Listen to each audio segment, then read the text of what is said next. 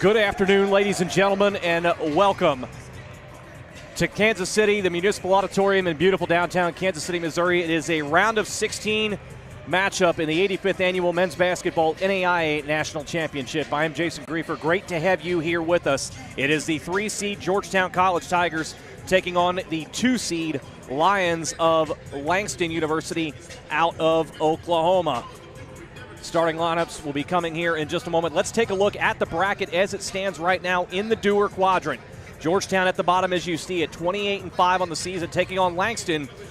One of the all-time great turnarounds in basketball history, the Langston Lions, who last year won just one game on the season, went 1-28 a year ago, and now under first-year head coach Chris Wright, they are 31-2, and they are rolling here into this quarterfinal matchup. You'll see the top half of the Dewar quadrant right now. Fellow Mid-South Conference member Freed Hardman will have a challenge a little bit later on today as they take on the top seed in the quadrant, and that is Grace University. So we'll be keeping an eye on that as things go forward here today. This is the first game of the day here in Kansas City. This is the second day of the round of 16. Yesterday, we did have one upset as Montana Tech took down number 1 seed William Penn in the Kramer quadrant. And so everything else pretty much held Shaw. College of Idaho, a dominating and impressive win for the number 1 overall seed. They took down LSU Shreveport by nearly 50 points. We'll see how things shake out here today for Georgetown. This is the first ever meeting between these two programs, and it comes in the round of 16 here in Kansas City. As we saw on the bracket, the winner advances to tomorrow's quarterfinal round to take on the winner of Grace and Freed Hardman, and that game will tip off at approximately 6 o'clock Georgetown time, 5 p.m. Central Time. We've got a good crowd on hand, a lot of youngsters they always bring out here to the Municipal Auditorium for this tournament. It should be a great day here in Kansas City, and we are glad you are here with us.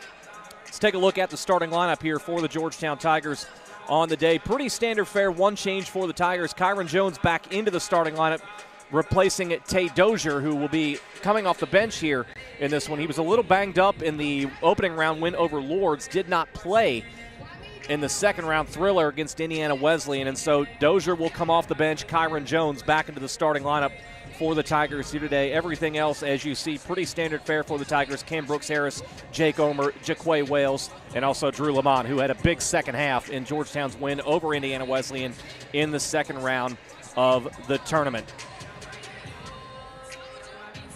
For the Langston Lions, 31-2 on the season. They are the regular season and tournament champions out of the Sooner Athletic Conference. There is some familiarity here, though. I mentioned Chris Wright, now the head coach at Langston. He had previously spent a number of years at Talladega College. And, of course, as you remember over years past, Talladega would often come to Davis Reed Alumni Gym to take on the Tigers. So there is some familiarity between these two coaches, even though the schools have never met before. I got to say, as I'm looking over to the left here in Kansas City, Georgetown coming onto the floor right now. Georgetown being the lower seed, wearing their black uniforms. Very untraditional for Georgetown. We're so used to seeing them in the home whites here as a high seed, but they're the 3 seed in the Dewar quadrant, and Langston the 2 seed, thus getting the opportunity to wear the home uniforms. We are perched right behind the Tiger bench for this one. And we have a number of Tiger fans behind us already promised. I've talked to some of them. They already promised to make a lot of noise. You should be hearing them as things go forward here in this one today. So we're really looking forward to this one. Very anticipated matchup. We remember when Coach Briggs, this bracket first came out, Coach Briggs really felt like this quadrant was as even balanced as you could ask for across the all 4 quadrants between the Naismith, the Kramer, the Liston, and of course this one being the Dewar quadrant. And we saw that in the second round matchup, Georgetown's 75-74 win over Indiana Wesleyan. For Langston, a much more comfortable ride out here to Kansas City. They also hosted in the first 2 rounds of the tournament, easily dispatching a 15 seed Southern Oregon, 81-64 in the first round. And then taking on Southwestern out of Kansas. Langston cruising in that one, 87-65 to get here. Defense is the calling card for the Lions. They allow just 61.5 points per game. That is second best in the country. Georgetown not too shabby at 66.5 points per game. So we may be in store for a low-scoring affair in this one. Another thing to keep an eye on, Langston gets to the line a lot as well as anybody in the country. They are second in the country in both free throws made and free throws attempted coming into this one. They make nearly 20 free throws a game and get there 26 times per game. So foul trouble, that could be a factor here for Georgetown. Langston very, very good at getting to the line. One thing Langston also does, also with their defense, two things in particular. Teams do not shoot the three ball well against the Lions. Opponents shoot just 28% from three-point range. That is second best in the country. Langston also forces nearly 18 turnovers per game. That is sixth best in the country. So ball security going to be of utmost importance here for the Tigers if they are going to advance to the quarterfinal round tomorrow evening to take on the winner of Grace and Freed-Hardeman. A couple of names to be familiar with in this one, whose names we will likely be calling a lot for Langston. First up will be Tristan Harper, who averages 15 points, 5 boards per game. He was named the Sooner Athletic Conference Player of the Year and Newcomer of the Year, having transferred in from Middle Georgia State. So he will be looking to make a big impact. He struggled in the first 2 rounds at home against Southwestern and Southern Oregon. He scored just 11 points combined in the first 2 games, shooting just 4 of 21 from the field. You have to expect, if you're Georgetown, that Harper will get his game going and then some in this ball game. Another one to keep an eye on, Toru Dean, a junior guard out of Miami, who was named all defensive team in the Sooner Athletic Conference and likely will be matched up with against either Jaquay Wales or Jake Omer in the backcourt for Georgetown. So really looking forward to this one. Also Cortez Mosley, another name to keep an eye on. He was named the Defensive Player of the Year in the Sooner Athletic Conference. He can also get it done on the offensive end as well. He has fouled out 5 times this season. Cortez Mosley has. So that'd be interesting to see if Georgetown maybe look to attack him early in the game, try to get him in foul trouble, and get him out of there. That would be a big, big benefit to the Tigers if they could get the SAC Defensive Player of the Year out of the game early in this one. Of course, for Georgetown, we saw in the win over Indiana Wesleyan, Drew Lamont picked up 2 fouls in the first 2 minutes in that second round win, so he'll have to make sure he's aware of that as things go forward today, as has Cam Brooks Harris, who was not much of a factor in that win either because of foul trouble. So we are really looking forward to this, and with that, we will step aside here for just a moment, and when I come back, we will have the introductions of the starting lineups and the tip of this round of 16 game here in the NAIA Men's Basketball Championship.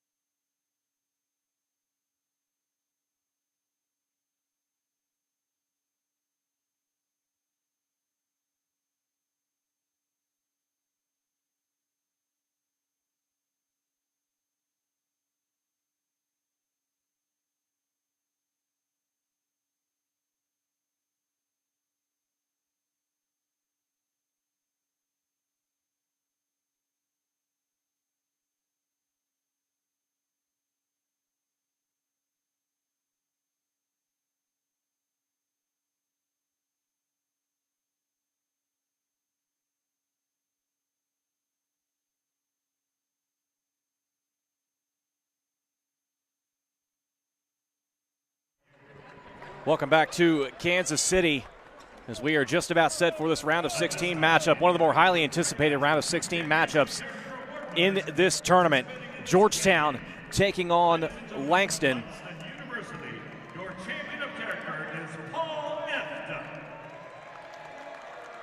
Before the starting lineups are announced, the champions of character are announced. For Langston, it is Paul Ift, and for Georgetown, the NAIA champion of character is Jaquay Wales, who was also the Mid-South Conference champion of character this season. So Wales out of midcourt receiving his certificate for that honor, and now we are just about set to introduce the starting lineups here in Kansas City.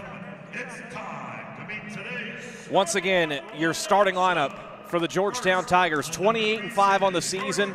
Under 12th year head coach Chris Briggs, 318 wins during his tenure and 2 national championships to his credit. Cam Brooks Harris is 6'7" junior out of Zanesville, Ohio, 12 points, 5 boards per game. Jake Omer, 16 points, 3 rebounds per game. He's out of Taylor Mill, Kentucky. Jaquay Wales, the Mid-South Conference and NAIA champion of character. He's a 5'11" junior out of Louisville. Kyron Jones back in the starting lineup, a 6'5" junior from Bowling Green, averaging 10 points and 10 boards per game. And finally, Drew Lamont, averaging 9 points and 4 boards per game. He's a 6'8" senior out of Broward, Florida. Remember, he had 15 points in the second half of the Tigers' win over Indiana Wesleyan in the first round of, or the second round, I should say, of this NAIA tournament. And now the starting lineup for the Langston Lions, 31-2 on the season. They are the regular season and tournament champions of the Sooner Athletic Conference. A.J. Rainey, a 5'10" senior of Gray, Louisiana, 14 points, 3 boards per game.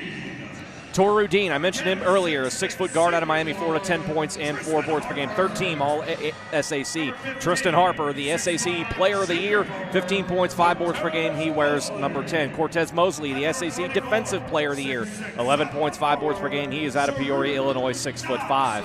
And finally, Sharif Knox, a 6'6" sophomore out of Philadelphia, averages 6 points and 3 boards per game. Knox missed a good portion of the season. He missed 19 games in the middle of the season. And so with that, we are just about set to go underway.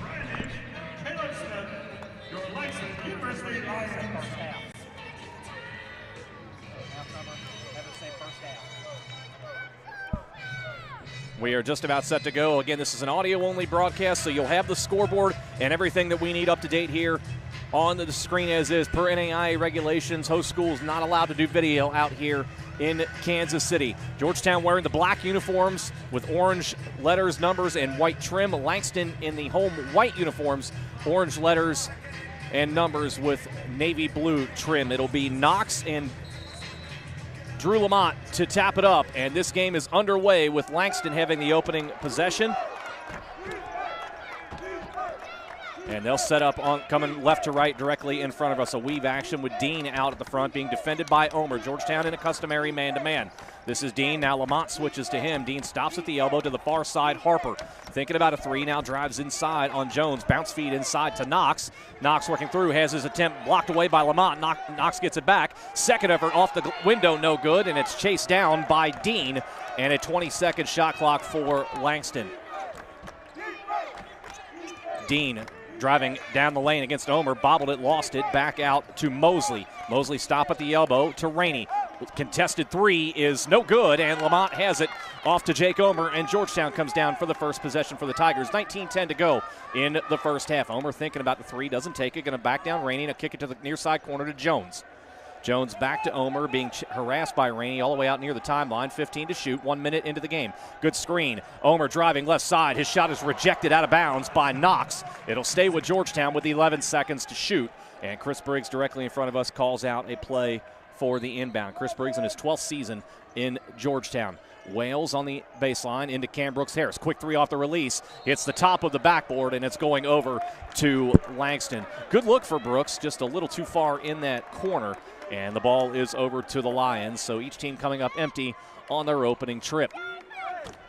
A little different as far as the timeouts go, as you'll see. Each team only getting 4 timeouts here Georgetown normally accustomed to having 6 timeouts in conference play. The NAIA has shortened that. 3 30-second timeouts and 1 full in the game. The 30-second timeout is a use it or lose it in the first half. This is Mosley at the top of the key. Down the lane. His shot is rejected by Brooks Harris. Brooks Harris couldn't able to keep that in play. It'll stay with the Lions with 12 to shoot. Strong drive by Mosley, but Brooks Harris just too much size there. At 6'7", swats it away. The Lions will keep it on the near side inbound. Dean will inbound it. Omer giving him room defending the basket for a potential quick pass into Harper. Here is Rainey stopping at 10, working his way in, and he is fouled. And our first foul of the game will be charged to Georgetown's Jake Omer.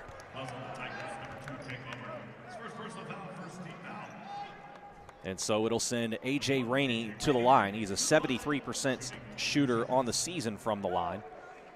Langston as a team shoots 75%, Georgetown at 69% as a unit. 18:32 to go in the first half, and A.J. Rainey has the first point of the afternoon. One more here coming for the senior from Gray, Louisiana, who has 3 20-point games in his last 5 outings. He had only had 1 in the previous 28 games before that, so he has really come on as of late. The second free throw is good, and Langston has a 2-0 lead 90 seconds into this round of 16 game. Jones will bring it up across the timeline for Georgetown. Wales being harassed by Dean, but now finds the ball. Wales gets a screen from Jones at the top of the key. Omer trying to come free, can't do it. Now has it tight defending by Rainey. Omer on the wing, skips the pass to the left wing to Wales. Wales takes a screen from Lamont, now dribbles back under. Here is Brooks Harris on the wing. Brooks Harris slipped on the floor, still kept it up with it on the knee. Over to Kyron Jones, shot clock down to 2. Tigers don't realize it. Lamont at the last second, the jumper is short, and the rebound is ripped down by Rainey, and that's what Langston does. The second best defensive team in the country in terms of points allowed. Georgetown stalls on its first couple of possessions. Weave action at the top. Wales goes for the steal on Rainey, can't get it. And now Toru Dean. Dean gets a second screen, and now an offensive foul is going to be called on Sharif Knox as he cleaned out Jake Omer on a screen attempt at the top. It's the first foul of the game for the Lions. Substitution coming in for Langston. DeMonte Brown into the starting lineup. He's a guy who can really get going. Just a 6-foot guard, but he has had 5 games on the season where he's grabbed at least 10 boards. Wales will walk it up, 17:40 to go in the first half. Langston with the 2-0 lead. Wales looking for Jones in the post. It's not there. Now Lamont gets the feed inside to Jones. Jones bullies his way in, but the bank shot is too strong, and the board is pulled down by Mosley, and Georgetown again one and done. Georgetown got a great look there for Kyron Jones from about 6 feet out, and he fired it too hard off the glass. And now Langston again slows it down. They will get out and run. They average 82 points per game. Georgetown averages about 79. This is Harper with his first significant touch on offense. Kicks it out.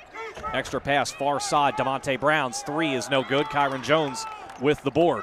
And Jones will sprint up into the front court with possession. Hand off to Brooks Harris. Right wing 3. Good! Cam Brooks Harris. His 62nd 3 of the season puts Georgetown ahead just over 3 minutes into the ball game at 3-2. DeMonte Brown looking left to Dean.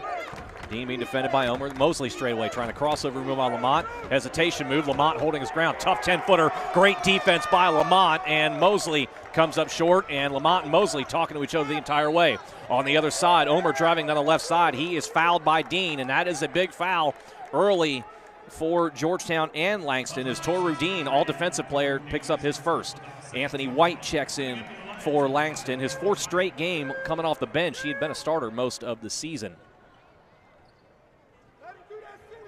3-2 Georgetown, 16:30 to go in the first half. Tigers with the ball in the inbound. Lamont hands it back to Wales. Omer left wing, quick release 3. It's off left the entire way, and the rebound is pulled down by Dean. Omer was fading to his left the entire way. The shot really never had a chance to go in. Langston's going to bring some added size off the bench at this next whistle. I'll tell you about it when the substitution happens. Dean at the top, calling out a play. Goes left side, reverses it to Harper straight away, down the lane. Harper trying to work against Jones. Great defense by Kyron Jones, hand straight up. Harper's shot went off the backboard and touched nothing else. Brooks Harris, right side. Lamont, 3-pointer. No. Kyron Jones battling inside for the rebound, rips it away from Harper. Put back good. Kyron Jones just muscled Harper out of the way. And Georgetown now with 5 in a row. And it's a 5-2 lead in this defensive battle we thought we could see is happening early. Georgetown 2 of 8 from the floor. Langston is 0 for 6. Rainey crosses over right side. Dean wants a long three. It's no good. The Tigers hold again. Langston is 0 for 7 to start the game. Brooks Harris now to Jones on the high post right side. Working inside, still there. Ball tapped away. He'll go out to Wales and now reset back into Jones. A foul is going to be called inside. That'll be a charge to Langston's Anthony White as he tried to fight through Jones to snatch the ball loose. White picks up his first. It's the team's third. And now the size I talked about with Langston comes in. James Ellis, a 7-foot junior out of Pittsburgh, Pennsylvania, checks in. He averages about 18 minutes per game, 8 points, 5 boards per, and he will be matched up initially with Kyron Jones defensively. Wales on the inbound straight into Lamont. 20 to shoot. Lamont face up. He'll take the 15-footer, way too strong, and it's pulled in by Harper. More of a line drive than we're used to seeing from Lamont. And so Langston coming back looking for their first field goal of the game. As we go under 15 minutes to go, we will have a media timeout at the next dead ball. Media timeouts here in the first in these opening rounds at under 15, under 10, and under 5. Harper posting up against Jones. Fighting through contact. Harper gets it to go. Nothing more Kyron Jones could do there. Tough shot made by the SAC Player of the Year. And Langston has its first made basket. It's 5-4 Georgetown, 14:35 to go in the first half. Omer left side, lane wide open, and Omer is fouled, and we'll see who this foul is on. If it's on White, it's his second. Brown was also in the area. They will get Anthony White, and so that'll be 2 fouls on Anthony White. It's the 4th against Langston, and we have a timeout on the floor. 14 minutes and 30 seconds to go in the first half. The Tigers defense holding strong early. Jake Omer at the line on the other side of this timeout as the Tigers lead 5-4.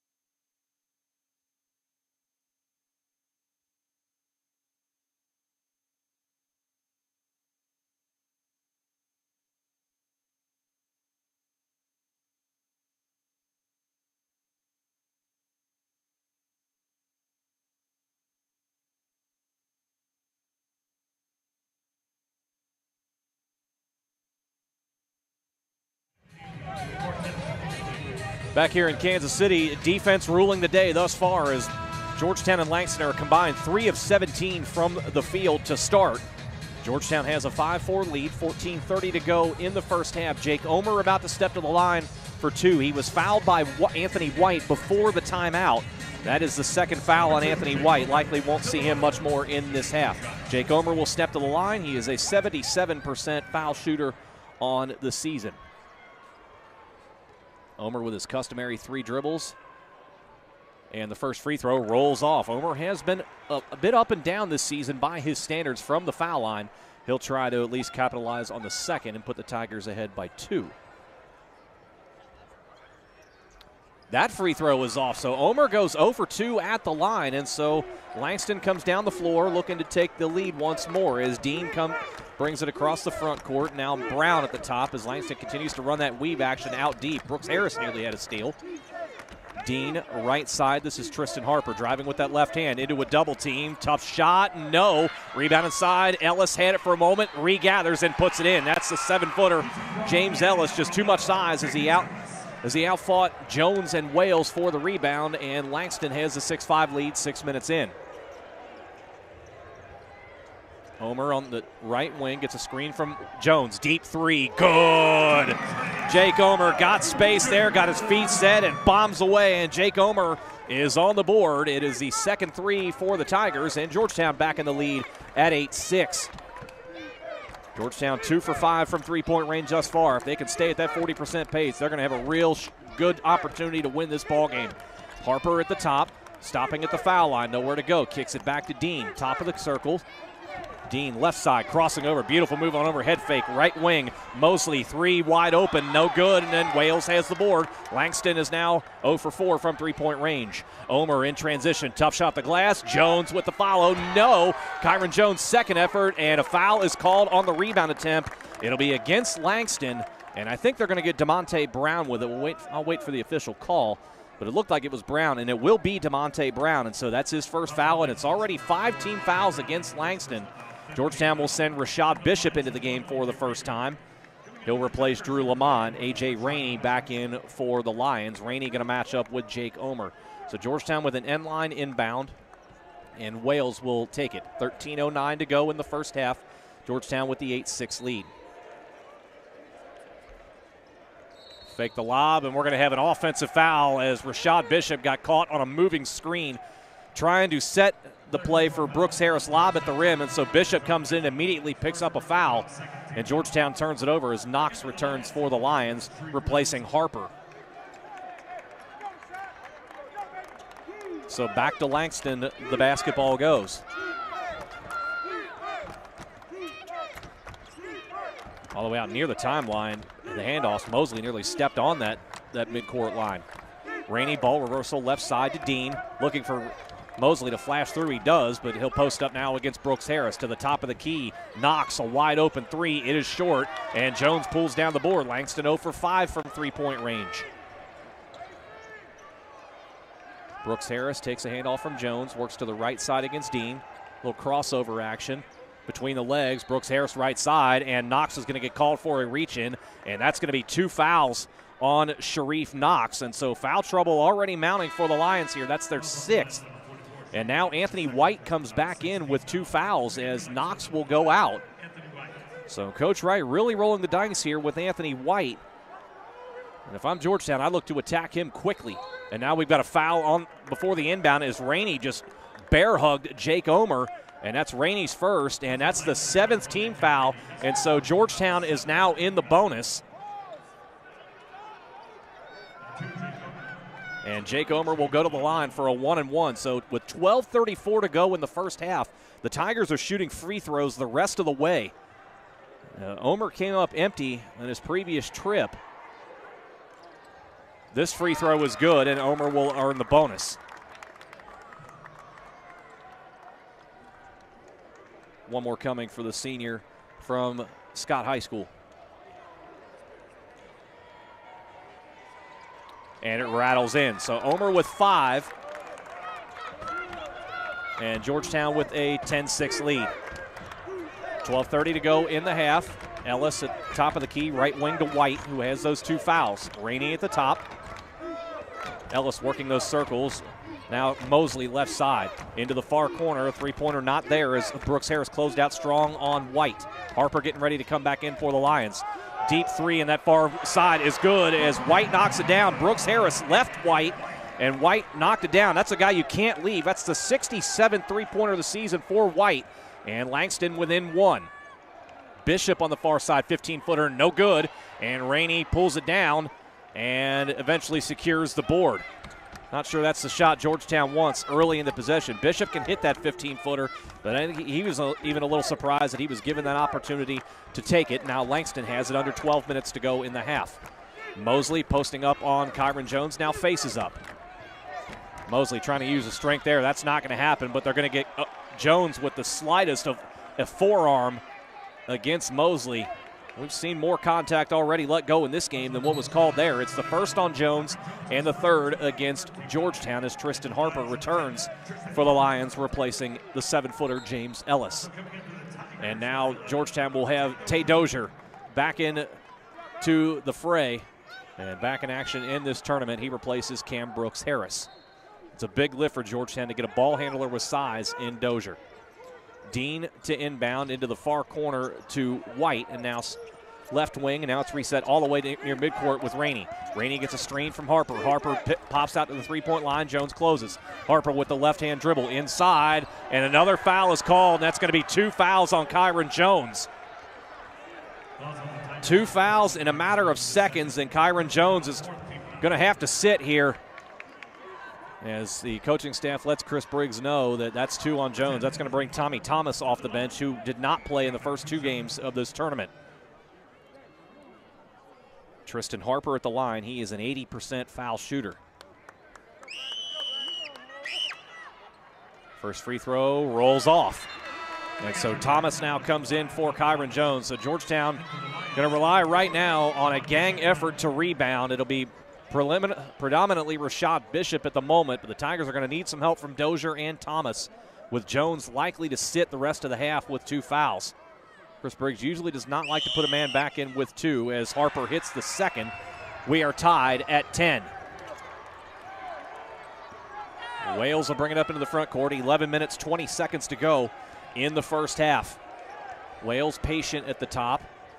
Dozier left wing, back to Wales. Wales driving with the right hand on Rainey through the lane. Wales muscled his way in. Shot went off the iron. The rebound's pulled down by the Lions. Wales, not sure why he didn't use the glass, but the shot went off the back of the iron, and Langston comes back looking for the lead.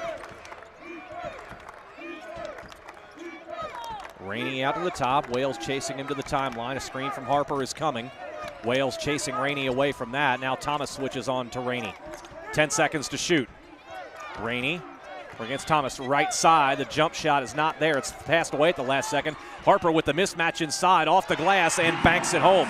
Tristan Harper with the switch was matched up against Jaquay Wales, and he banks home the 10-footer, and Langston back in the lead at 12-10. So after an 0-for-7 start for the Lions, they've hit 4 of their last 7. Omer off a curl doesn't take the 3. Bishop out near the three-point line, fakes the handoff. Bishop driving inside, and a late whistle and a blocking foul will be called inside. Chris Wright of Langston doesn't like it. Trying to see who that foul was on. It'll be on Tristan Harper. That'll be his first and the team's 8th. It'll put Rashad Bishop at the line. He is a 56% foul shooter on the season. He'll shoot 2. Toru Dean coming back in now to replace Mosley.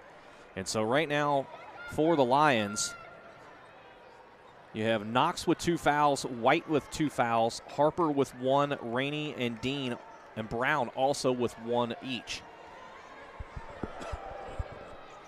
Bishop's free throw, no good. They called it on the floor, so it was just a 1-and-1 there. I thought that was in the act of shooting, but we press on as Georgetown misses another free throw. The Tigers are 2 for 5 at the line. 10 minutes to go in this low-scoring affair in the first half. Reversal right side, and that'll be an offensive foul as Tommy Thomas stepped in front of Tristan Harper, and now the Sooner Athletic Player of the Year, Tristan Harper, has 2 fouls with 9:54 to go in the half, and that'll spring James Ellis off the bench. He'll likely come in for Harper on the other side of the timeout. We thought foul trouble could be an issue for Georgetown. It's playing out that way for Langston at the moment, but as of now, the Lions hold a 2-point lead over Georgetown with 9:54 to go in the half.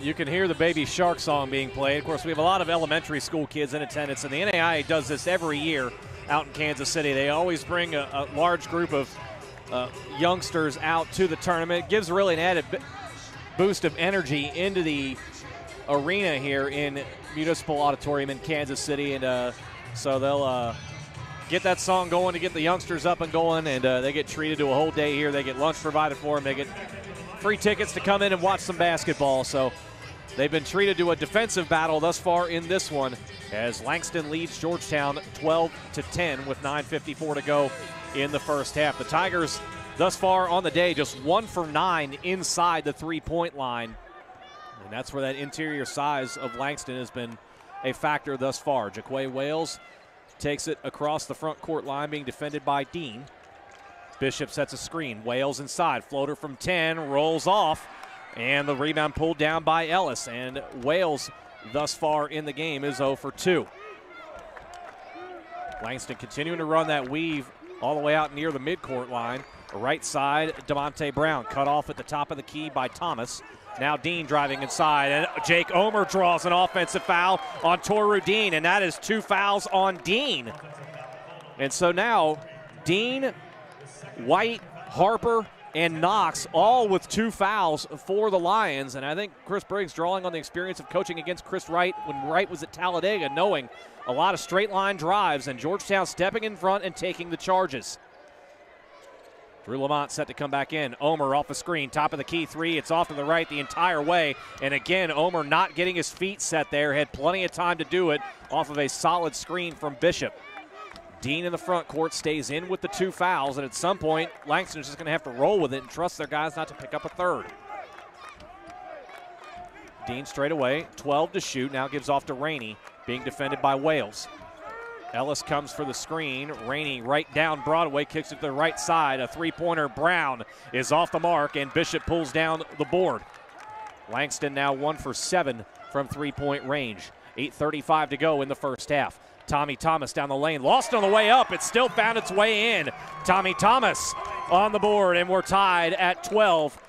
Just under 8:30 to go, and now we've got a brief stoppage here as Ellis took an inadvertent shot during that play to the midsection, and I think he'll come out and be replaced by Mosley. Georgetown's going to send in both Drew Lamont and Seth Johnson. Jake Omer and Rashad Bishop head out.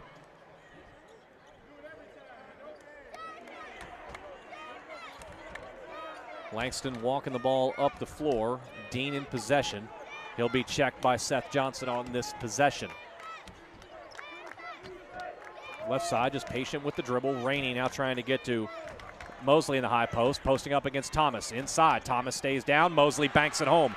Thomas, smart move not to leave his feet there, and Mosley just muscled his shot up and good, and Langston with the lead once more. 8 minutes to go in the half.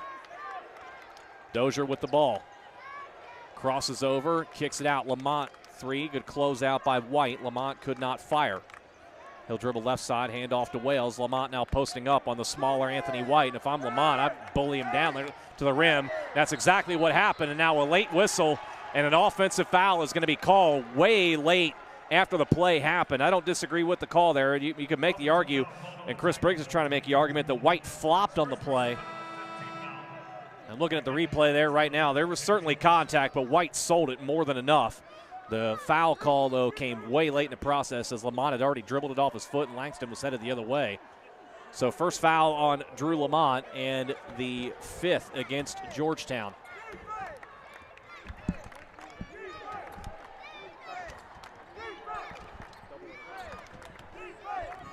Across the timeline, fans behind us wanting the Tigers to get a stop. Rainey off of a screen, reversal back to Mosley. Left side 3, doesn't want it. Stops in the lane. May got away with a walk as Thomas closed out. Now Brown chased by Johnson. 5 seconds to shoot. DeMonte Brown. Tough 17-footer is good. Nothing that Seth Johnson could do more as Brown hits a difficult shot. And Langston now with a 4-point lead. Johnson fakes a 3. Inside. That was off the glass. I thought it was a goaltend. It's not. Instead, we play on. Langston coming back this side. And the Tigers continue to struggle from the field.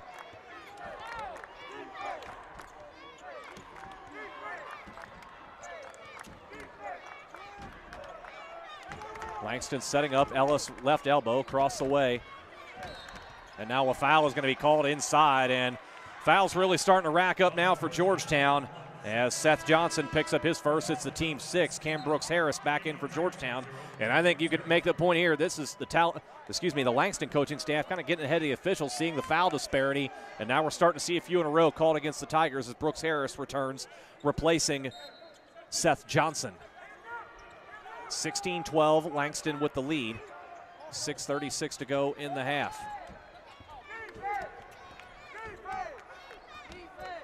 Rainey backs all the way out to the timeline, gets ahead of steam with the right hand around Wales. Floater from 5 is good.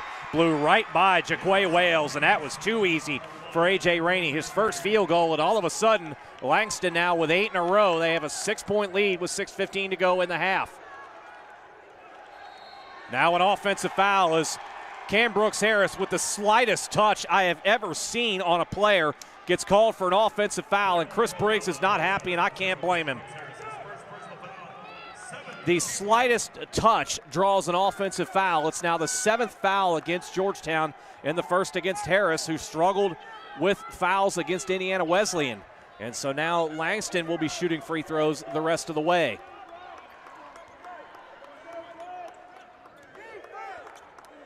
Chris Briggs pleading his case with another official on the play. I can't blame him there. There was nothing there to warrant an offensive foul against Harris, who was trying to set a screen. Another case, Rainey down the lane, right around Wales again. The result's the same. And the last 2 possessions, Rainey has had no problem getting by Wales. It's 10 straight for the Lions. And now Dozier tries to throw a pass from about 40 feet inside to Lamont. It's knocked away, staying with Georgetown though. Knox will come back in for Langston. Jake Omer back in for Georgetown, replacing Tommy Thomas. And I think Chris Briggs realizing he's got to get a shooter out there on the floor with his team struggling right now in a bit of a danger spot here, down 20-12 with 5:43 to go in the half. Omer around the screen, right side, doesn't take the quick release. Now a step back. Took an open shot, faked an open shot to take a contested 3. Not sure, but that's the shot Georgetown wanted, as Omer had just made up his mind he was shooting it no matter what. And Langston continues to hold as the Tigers continue to struggle from the field. Thomas quickly back to the scorer's table. And now a foul to be called. Another touch foul is called, this one against Jaquay Wales. And my goodness, this is an extremely tightly officiated game here as Thomas will come in for Wales. There's been some very, very ticky-tack calls on both sides of things. But lately it's been Georgetown on the wrong end of it as Ellis comes back in for the Lions. A 1-and-1 situation now coming for Rainey.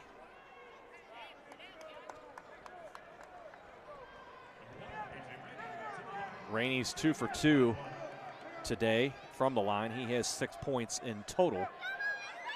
And the free throw is good.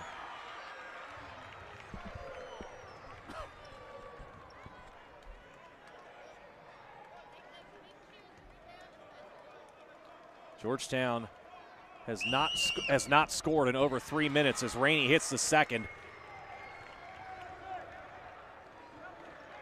As it is a 10-0 run for the Lions. Georgetown needs to find some way to find the ball into the basket. Brooks-Harris, long 2 from the far corner is good. Cam Brooks-Harris with the 2-point basket, and Georgetown back with an 8 at 22-14. Tigers just needed to see something go in, and now Mosley facing up against Brooks-Harris, trying to dribble baseline, and reverse lay-in, not there, and Brooks-Harris, good defense, secures the board. Brooks-Harris straight at the lane, and now a foul is going to be called on the way up the floor, and we're going to get a foul called against Ellis of Langston. That's his first. Gets called for a hold of Lamont, and Drew Lamont will be stepping to the free throw line on the other side of this timeout. 4:45 to go in the first half. The Lions defense showing its prowess.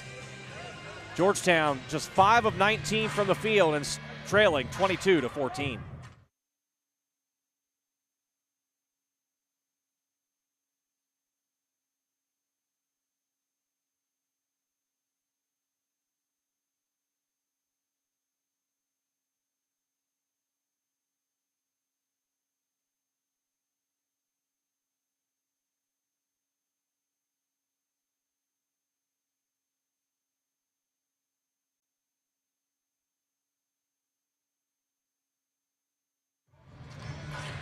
Back here in Kansas City, the officials are going to the monitor.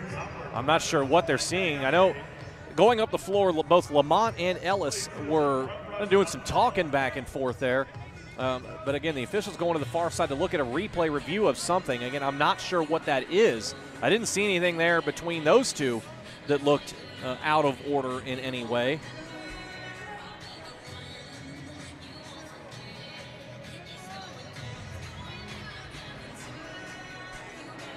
As it stands before the timeout, Lamont should be going to the foul line to shoot two, as Langston has already put Georgetown in the double bonus. Two officials to the far side again. I do not know what they are looking at. Nothing that's happened on the floor that stood out to me as anything egregious or warranting any kind of whistle or any extracurriculars. We've seen nothing but basketball plays thus far in this game. So a bit of an extended media timeout right now here in Kansas City. While we've got a brief hold-up, let's take a look at the bracket one more time, and you'll see where things stand in the Dewar quadrant. Grace and Freed Hardman are in action here in Kansas City immediately following our game here today, and the winners will meet tomorrow in the round of 8, the quarterfinal round, at approximately 6 p.m. Eastern Time here at the Municipal Auditorium in Kansas City. So again, a bit of an extended delay here. Officials checking something at the monitor. Again, we're across the court from where the officials are. Our broadcast perch is up behind the Georgetown bench, and the officials are over near the broadcast area to determine something here. Again, I'm not sure if we saw it. Again, I didn't see anything that looked egregious from either side.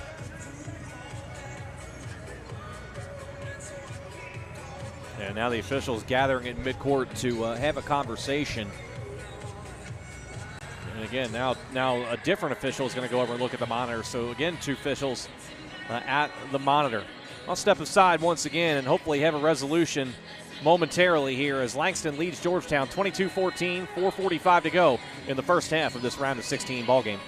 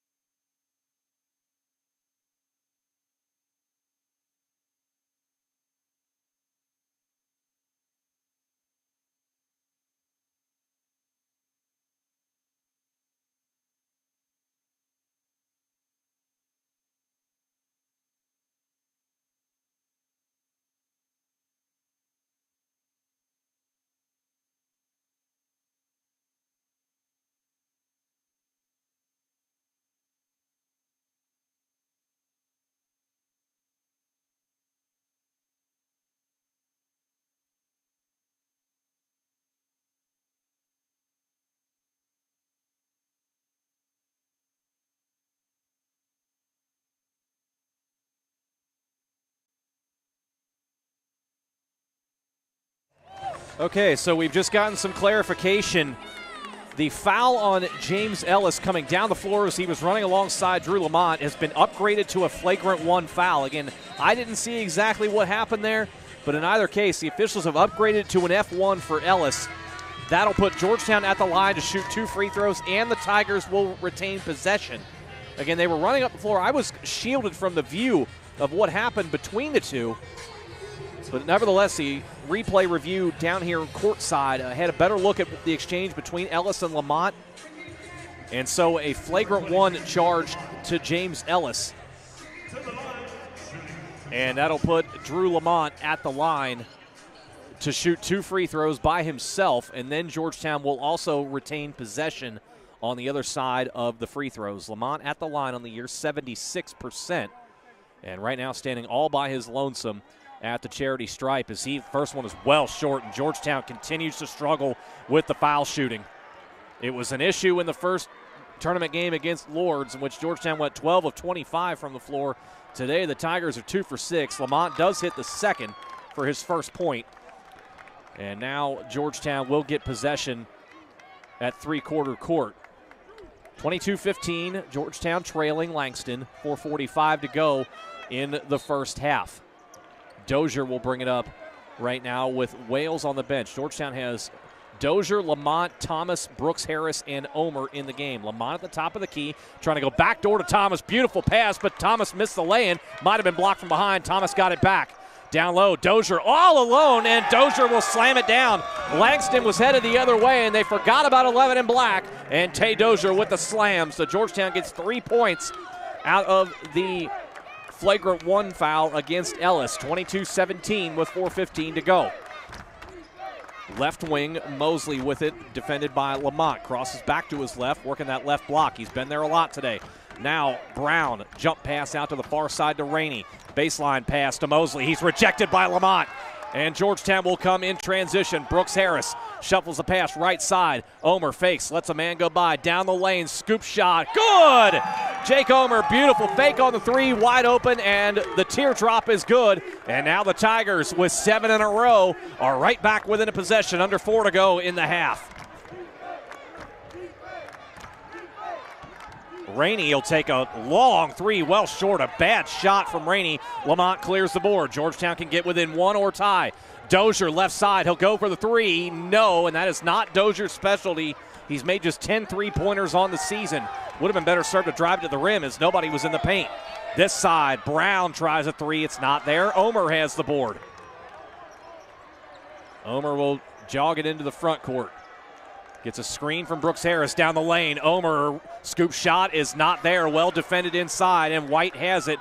And Omer right now 2 for 7 from the floor. He has really been struggling with his shot in this tournament. Under 3 minutes to go. Brown on the right side. Now straight away, they work it back to Rainey. 10 seconds to shoot, 2:45 in the half. Rainey being chased by Thomas. Reversal, Mosley, shot fake, inside, blocked by Brooks Harris and out of bounds. It'll stay with Langston with 4 seconds to shoot, and the Lions will send in Dean and Knox to the game, both with 2 fouls, as White and Harper, who also have 2 fouls, go out. So 4 seconds to shoot for Langston, and Toru Dean will inbound on the baseline. Trying to get Brown off a curl, and it's quickly inside to Knox. Knox jump stop, lost it on the way up. It's secured by Brooks Harris. Georgetown will come forward. Tommy Thomas enters the front court. Fakes the screen from Lamont, now to the top of the key, and Dozier. Dozier being checked by Mosley, the Conference Defensive Player of the Year in the Sooner Athletic. Dozier, reversal to Brooks Harris. Wants that 3. Didn't get a look, though. Lamont working against Knox, and that's a foul on Sharif Knox, and that's going to be 3 on Knox. Knox kind of sitting on the floor for a moment, didn't like the call. Clear as day as it was, it's a foul. Knox now with 3, and Lamont will go to the line, but not before Langston takes a 30-second timeout. So Langston will use the use it or lose it timeout.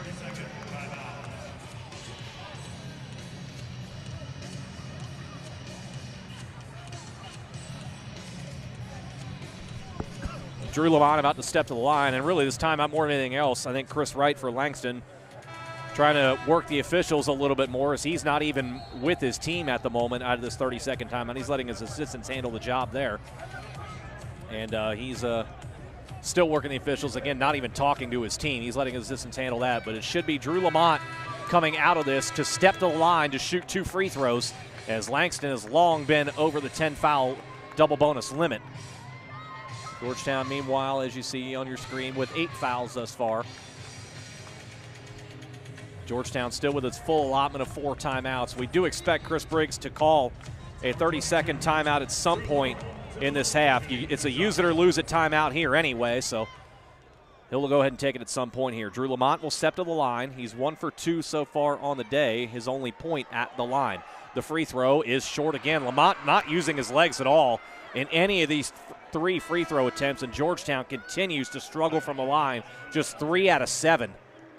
And in a game like this where points are hard to come by already and should remain that way, got to find a way to knock these free throws down, especially given how much foul trouble Langston is already in this game. One more here for Lamont, the senior from Broward County, Florida, and that rolls off. So just uncharacteristic foul shooting for both Jake Omer and Drew Lamont. They're a combined 3 of 8 from the line. So Langston gets away with one on the foul. 2 minutes to go in the half. Dean around the screen. Elbow jumper is no good. Dozier pulls down the rebound, and Georgetown presses forward. Omer down, spins at the hash mark, off the glass, no good. Dozier with the follow, tap in.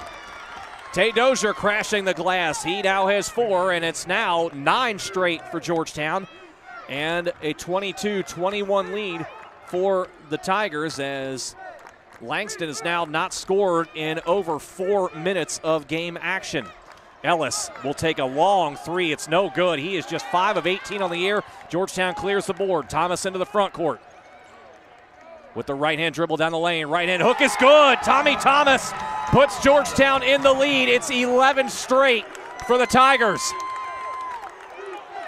11-0 run for Georgetown, and they are back in the lead with 1:05 to go in the half. Dean left side, now under a minute to go. Here is Rainey. He's had success against Wales, but he's being checked by inside by Thomas, and instead Ellis drives in, and an offensive foul as he barreled over Drew Lamont, and that is 2 fouls now on Ellis. And Chris Wright on the far side for Talladega has already come out of the jacket, his suit jacket. He's about to come out of his dress shirt as well. Wales comes in now for Thomas. Great minutes for Tommy Thomas, and Georgetown will now take its use it or lose it 30-second timeout. 51.9 on the clock. Chris Wright out near midcourt trying to protest the offensive foul call on Ellis, and he's being walked back to his bench. So 51.9 on the clock.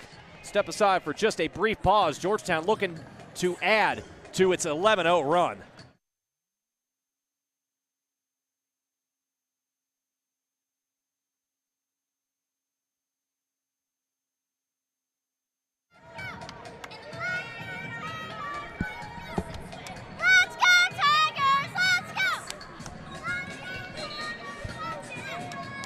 That would be the Briggs contingent behind us here.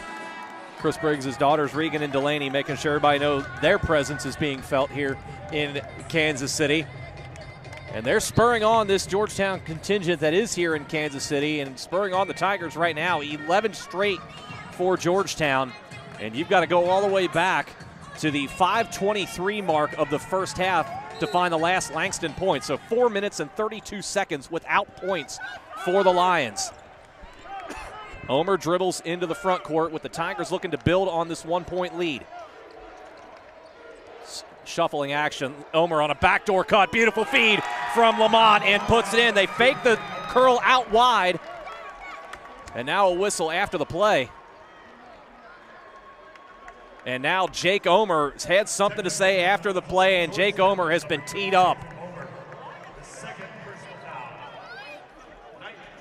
I don't know what Omer said or did, but he got teed up, and that is not what you can have at this point. You can't have that here in this situation. Omer's got to make sure he's in better composure. Rainey steps to the foul line, but misses the first technical. And with that foul, Omer picks up his second. One more free throw on the technical for Rainey. And the free throw, no good. So Georgetown gets away with one of their own. Omer out, Seth Johnson in with 37.8 on the clock. And Langston will have to inbound it all the way on the opposite end and go 94 feet. And so Georgetown will get an opportunity for one more shot before the half. It's 25-22 Georgetown with 38 seconds to go. Langston continues to run that weave at the top. Dean with it. Now leaves for Mosley. Mosley straight away, defended by Brooks Harris. Mosley wanting to go left. He's gone that way all day long. Skip pass right side to Dean. Around Seth Johnson. Lost it inside. Johnson comes away with it. Quick pass up ahead to Wales. Wales with 18 seconds. Lob. Brooks Harris lays it in. I don't know where Brooks Harris came from, but he laid it in, and it is a 15-0 run. 8 seconds to go.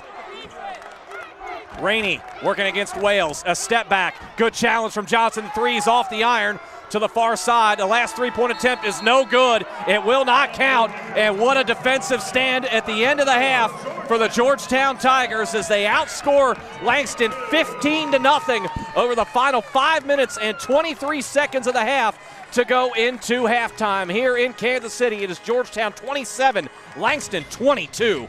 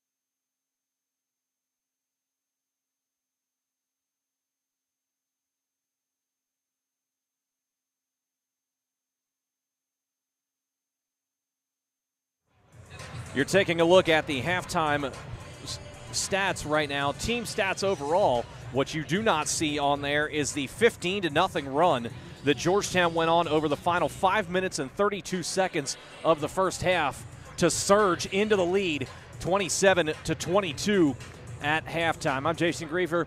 Great crew with us out here in Kansas City. Bethany Blair directing our broadcast here today. Liz Martin is crushing it in social media. And, of course, as always, the fantastic images from Richard Davis. You're going to see some of those a little bit later on here today in Kansas City. We're delighted with what we saw from the Tigers over the final 5:32 as they come back out onto the floor right now to get themselves warmed up for the second half.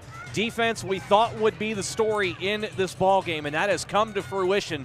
Georgetown went on a run late in the half to get up to 38% shooting, but how about the defense from the Tigers? Langston just 8 of 28 from the floor. This is a team that averages 82 points per game, and they put just 22 on the board in the first half. And remember, Georgetown did not have Kyron Jones for roughly the final 11 minutes of the half with 2 fouls, and yet the Tigers still maintained a rebounding margin edge, 21-20. The other area we talked about in the pregame, Langston's ability to go to the foul line, and as you see, not so much here in the first half. They are just 5 of 8 from the line in the first half. And so we'll see if that changes in the second half for the Lions. Georgetown, meanwhile, they were there the same number of times. The Tigers just 3 of 8 from the charity stripe, and that'll have to improve if the Tigers are going to close this out. You know the Lions are going to come back with a run of their own in this one in the second half. Scoring-wise, A.J. Rainey leads Langston with 8 points in the first half. Foul trouble was a major factor for the Lions in the first half. Sharif Knox, Toru Dean, James Ellis, Anthony White, and Tristan Harper all with at least 2 fouls in the first half. Knox had 3. And remember, one of Ellis's fouls was a flagrant foul against Drew Lamont, so one more of those, and see you bye for James Ellis. On the Georgetown side of things, Kyron Jones and Jake Omer each with 2 first-half fouls, and that's it foul trouble-wise for the Tigers. Jake Omer leads the way in scoring for Georgetown with 9. Cam Brooks-Harris, 7 points, 5 rebounds in the first half. Tommy Thomas and Tay Dozier, big minutes off the bench, 4 points apiece for each. Dozier also has 3 rebounds and 3 assists. Kyron Jones, even with the foul trouble, still pulled down 6 boards in the first half, 2 points. Drew Lamont, just a point at the foul line. Lamont going just 1 of 4 at the line in the first half. Seth Johnson, Jaquay Wales, and Rashad Bishop yet to get in to the scoring column. Back and forth first half we had. Langston surged ahead, took a 10-point lead, and then Georgetown's defense shut things down from there as the Tigers have reeled off the last 15 in a row in this round of 16 game. The second half coming up next here on the official Georgetown Tigers YouTube channel.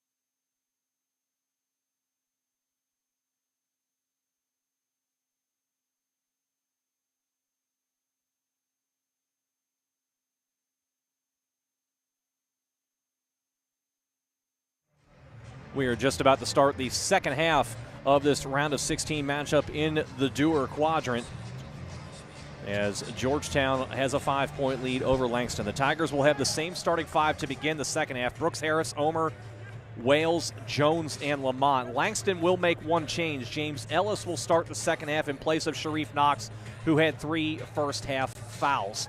As you see at the bottom of your screen, Georgetown will have the opening possession here in the second half. The winner takes on the winner of Grace and Freed-Hardeman in the quarterfinal round tomorrow evening. Should Georgetown advance, of course, we'll bring it to you right here on YouTube. Again, an audio broadcast only per NAIA regulations. At the end of this game, we will hear from Georgetown head coach Chris Briggs, no matter the result. So stay tuned for that after the game. You'll get Chris Briggs' thoughts on this ball game. Still a long way to go in this one as Georgetown begins with the second half possession. Wales will bring it into the front court. Hands off to Omer, who's being checked by Dean. Not a surprise there. Omer around two defenders. Found his way into the rim and laid it in. He somehow got around Dean and Ellis to put it in. And Jake Omer, the first player in the game into double figures. He has 11. Langston now with Mosley. Mosley spinning in the lane, bodied up by Jones. Not there. Brooks Harris pulls down the board. Georgetown in transition. Jones inside, double team straight away. Drew Lamont, big three. Yes! The Tigers keep the roll going. It is 20 in a row for Georgetown, and now the Tigers have taken a 10-point lead. Wow! 20-0 run over the last 6 minutes and 32 seconds of this game. Never thought I'd ever say that in this matchup. Harper is fouled by Brooks Harris, who leaned into Harper for no reason on a pump fake. It is Brooks Harris' second, and Dean quickly in for Ellis on the side for Langston. So Langston will inbound on the end line. 20-0 run for Georgetown right now. Dean looking for the inbound. Here is Harper, who had a quiet first half, and he'll turn it over here as he stepped on the sideline. So Georgetown will get it back with a 10-point lead in 1 minute to go.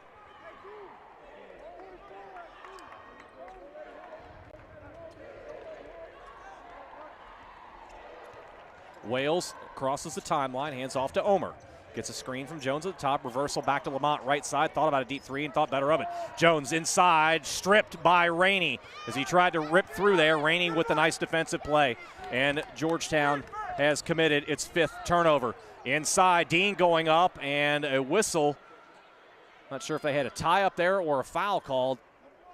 I think they're going to get a foul inside called against Georgetown.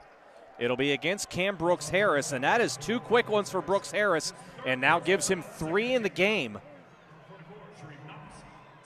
It'll put Sharif Knox at the line. He's a 79% foul shooter, looking for his first points on the day.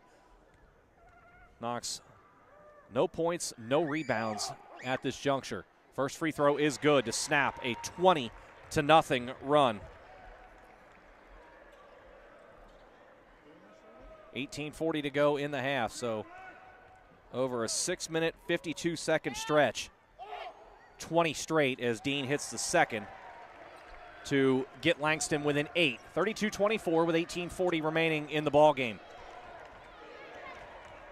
You can be sure when Chris Briggs joins us after the game, I'll ask him about that 20-0 run. Lamont hands off to Omer, back to the top in Wales. Jones sets a screen for Wales. Wales negotiating. Brooks Harris, quick release, 3 is good. Cam Brooks Harris, right side, caught it, didn't hesitate and let it go. Brooks Harris with 10. That's the 4th knockdown 3 of the game for the Tigers. They're 4 for 10. Dean right side to the far corner, back to Rainey and back to Dean. Dean inside, spins away. Handoff inside to Dean. Blocked by Lamont, and we've got a tie up. It'll stay with Langston with 14 to shoot. And before the inbound, Tommy Thomas will come in for Brooks Harris. I think this is a good sub for Chris Briggs. In this situation, you have to think Langston's going to try and go at Brooks Harris to get him his 4th foul. So Harper catches it, defended by Thomas at the elbow. Inside, Thomas trying to flop to draw a foul, and now a foul is going to be called against Drew Lamont as he just reached right in. Lamont's trying to say he took an elbow to the face. The officials aren't having that as Lamont initiated the contact. That'll be 2 on Drew Lamont, and already 3 fouls against Georgetown early in the half. Tristan Harper, the Sooner Athletic Player of the Year. And now also Tommy Thomas has been given a Class B technical for a flop. And so Harper will shoot 1 free throw on the technical and then should be shooting 2 free throws on the shooting foul. A late call that was on Thomas. I don't disagree that there was a flop there, but I don't know why the play was allowed to continue on as Harper hits the first free throw, his 6th point. And now he'll be at the line for 2 more. And I think that's what Chris Briggs is asking too, that why was the foul play allowed to go on? Again, I don't disagree with Thomas trying to draw a charge there. It was unquestionably a flop. So Harper at the line for 2 more, the southpaw from Columbus, Georgia. A bend to the knee, and the free throw is rattled home. Now 7 for the senior. The tournament has not been kind to Harper, coming in just 4 out of 21 in the first 2 games. He's 2 for 4 tonight. And the third free throw, I should say, for Harper is good. So 3 in a row for Harper, and the lead for Georgetown back down to 8. 17:55 remaining in this round of 16 game. Tommy Thomas left side to Lamont in the deep corner. Skip pass to the top in Wales. Chris Briggs says spread it out and let's reset. Wales with the left hand. Now switches to the right. A little brush screen from Jones. Reversal to Thomas. Doesn't want the 3. Thomas in the lane. Good feed to Kyron Jones for the lay-in. The defender came up to challenge Thomas, and at the last second, Thomas dropped it off to Jones. Kyron Jones now with 4. Tommy Thomas with his first assist. Back to a 10-point lead. Left wing, Dean with it. Now to Harper in the left corner, being checked by the smaller Wales. Harper inside, into the body of Lamont. Jump shot not there. Harper is down. Good defense by Lamont as he went straight up. Jones into the front court. He'll peel back, and the Tigers will reset. Jones looks like he's going to try and go himself against Harper inside. Jones just muscles Harper to the floor, who was looking for an offensive foul. He won't get it. Kyron Jones playing grown man ball inside, and the lead back to 12 for Georgetown. 16:50 to go. Far side, Dean gets open for a 3 and knocks it down. And now a timeout called by Langston. Georgetown trying to argue that the player coming through was cleaned out to allow Dean to get that open 3. The Tigers are at least wanting a look. A full timeout has been charged to Langston. So Langston will now have 2 timeouts remaining in the ball game. And I think if anything, they may go take a look at this to see if there was an elbow up high. I couldn't see who it was for Georgetown that was screened on the play, but the Tigers were vehemently contesting as they were heading to the bench that there was a high elbow, and that should be looked at. The 3-pointer would count regardless, and they are going to go to the monitor across the way to see if there was anything there to warrant a flagrant foul. And again, I could not tell who that was for Georgetown, as it was across the way from where we are in the far corner. And so now we'll have another review here.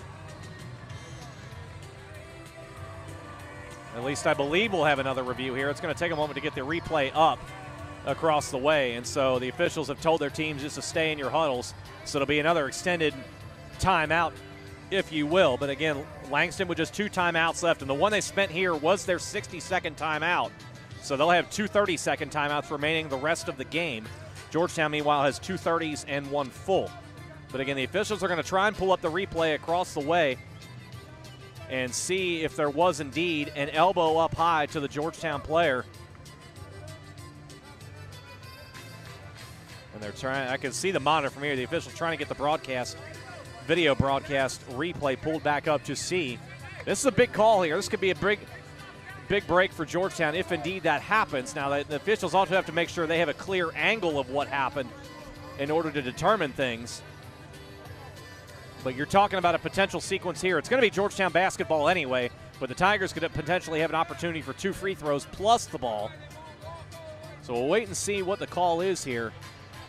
Again, this will take a few moments to determine.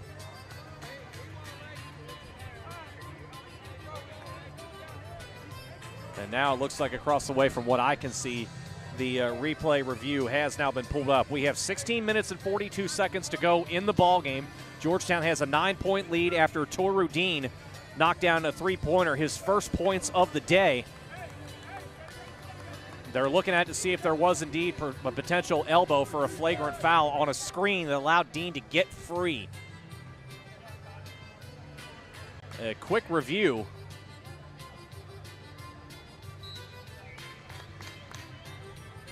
And the officials say there was nothing to be had on the play. So no flagrant foul. It'll be Georgetown basketball on the end line.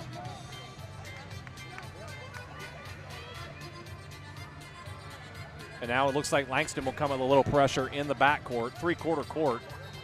We'll see if that's full on pressure, just token. It'll be token pressure. They'll back off. Wales brings the ball into the front court, and we're back to action. Tommy Thomas back to Wales as the Tigers work a little weave action at the top of the key. Wales crossover with the right hand, now to Thomas. Works inside with the left hand. Shuffle pass on to Jones. Jones working around Dean, kicks it back out. It's deflected away. Jones corrals it in the corner. 8 seconds to shoot. Kyron Jones takes a deep three. Not a good shot. Grazes the front iron. Lamont down on the floor. Saves it back to Omer. Tommy Thomas, left wing three. Well short again. It's deflected into the hands of Kyron Jones. Jones is slapped away from behind, and the foul's going to be called on Toru Dean. That'll be 3 fouls on Dean, and the first foul of the half against the Lions as he tried to slap it away from Jones from behind. But how about the Tigers continuing to work that offensive glass after a couple of quick three-pointers? So Omer to inbound to Lamont, 20 seconds to shoot for the Tigers. Omer to the top of the key, working against Dean. Omer down the right side, uses the window, gets the bounce. Jake Omer now with 13, the lead back to 11. 41-30, and the Tigers bench sensing an opportunity here to really break this game open.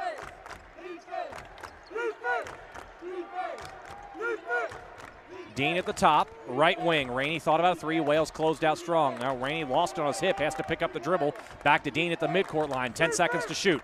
Dean gets a screen. Shuffle pass over to Dean. Inside, back to Mosley. Mosley works around Lamont and lays it in. Smart. Mosley got space. Lamont did the smart thing to let him go, and Mosley now with 4. Wales, patient. Right wing is open. Jones trying to hook through, and a foul's going to be called on Knox. He's arguing, but he grabbed Jones's arm and hooked him, and that is going to be 4 fouls on Sharif Knox with 15:08 to go in the game. DeMonte Brown in for Langston, as is Anthony White, and Knox is going to sit for a while now. Jones just flashed through the lane, and Knox just simply reached out and hooked his arm. I don't know what Knox was trying to contest there. It was a foul clear as day. Anyway, Lamont takes the inbound out to Wales on the right wing. Omer trying to get screened through, and Lamont's going to get called for a cheap moving screen on the inside. I'm going to give credit to Toru Dean as he sold that a little bit too, as Lamont now picks up his 3rd, and it's the team's 4th for Georgetown. Just a little brush of the hip.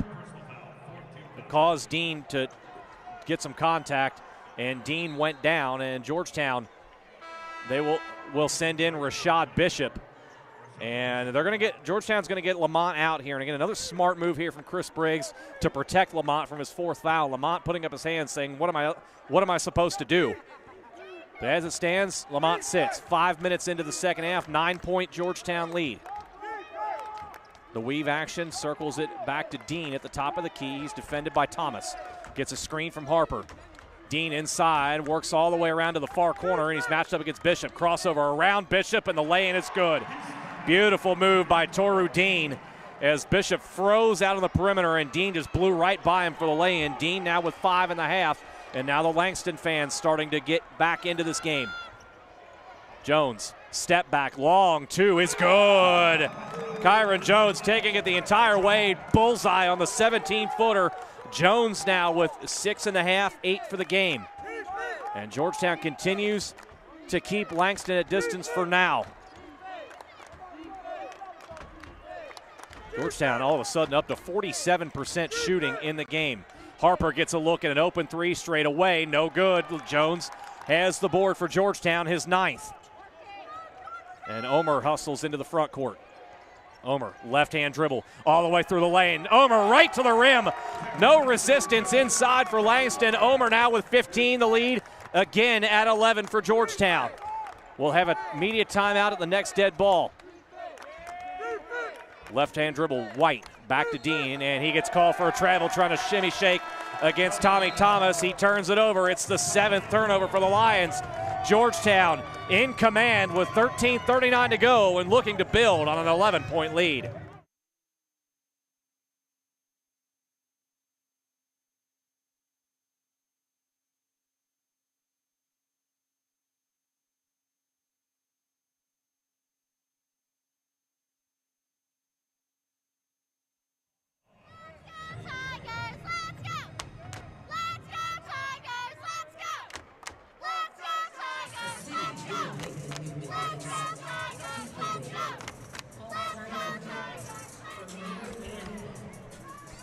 We do have a nice contingent out here in Georgetown. Again, the Briggs contingent. Chris Briggs' wife, Elizabeth, daughters Regan and Delaney, making sure that everybody knows they are here.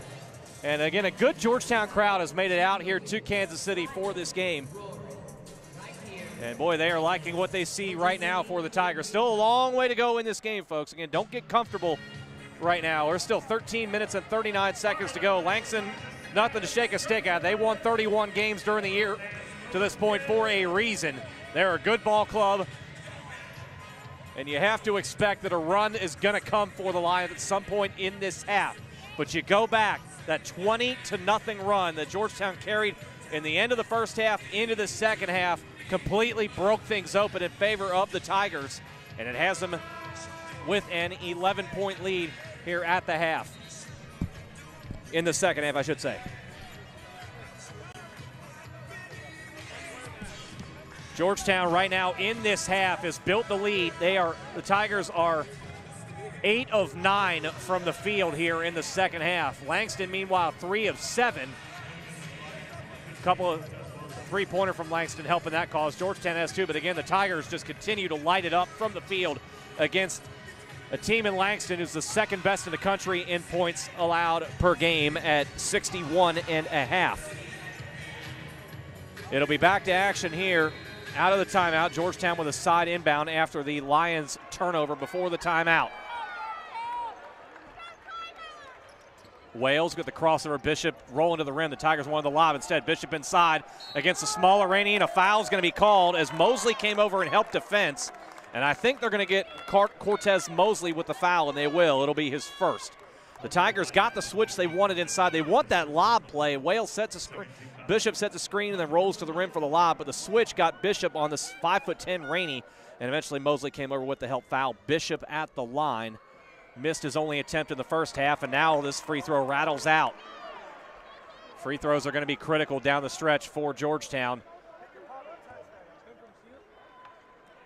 Second free throw here for the redshirt freshman from Louisville. Rashad Bishop looking for his first point of the day, and he has it.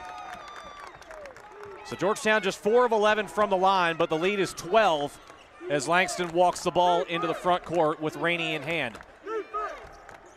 White back to Rainey at the top, and they want that screen open there. Here is Harper.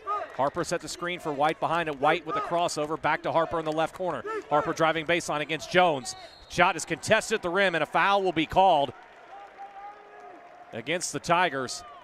And it'll be against Rashad Bishop. That'll be his second and the team's 5th.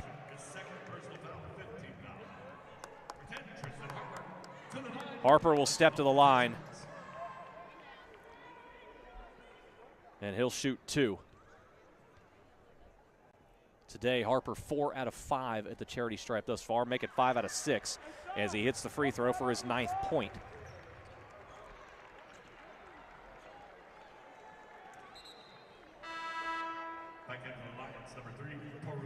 Toru Dean back in for the Lions. He'll replace Rainey as Harper will look for point number 10.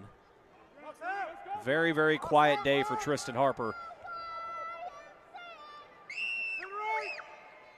Hits the free throw, his 10th point. He's 6 of 7 at line, just 2 of 6 from the floor. 10-point lead for Georgetown with 13 minutes to go in this round of 16 matchup. Wales at the top. Now to Kyron Jones straight away. Outside the three-point line, hands off back to Wales. Omer trying to get free. Straight away 3. No, a foul is called, and it's going to be away from the ball, and it's going to go against Georgetown.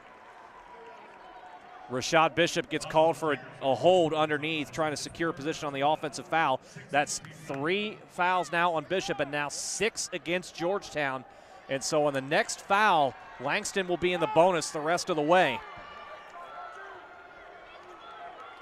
The Lions will roll the ball up the floor, and Dean picks it up three-quarter court. Dean across the timeline, left side to White. Harper trying to flash through in the low block. The pass isn't there, though. Dean straight away. Right by Wales, down the lane, reverse lay, and blocked by Bishop and pulled away by Kyron Jones. Tried the up and under move, and Bishop, just too much wingspan, rejects it. That's the 6th block of the day for Georgetown. Just 1 for the Lions. Wales gets a screen from Bishop, fakes the 3. Now Bishop posting inside, and a foul is going to be called against Dean as he was posting up behind on Bishop, and that is a monster foul for the Lions. That is 4 on Toru Dean with 12 minutes and 21 seconds to go in the game, and Dean will have to leave, and Rainey will take his place. And so an all-defensive player in the SEC, Toru Dean, now out with 4 fouls.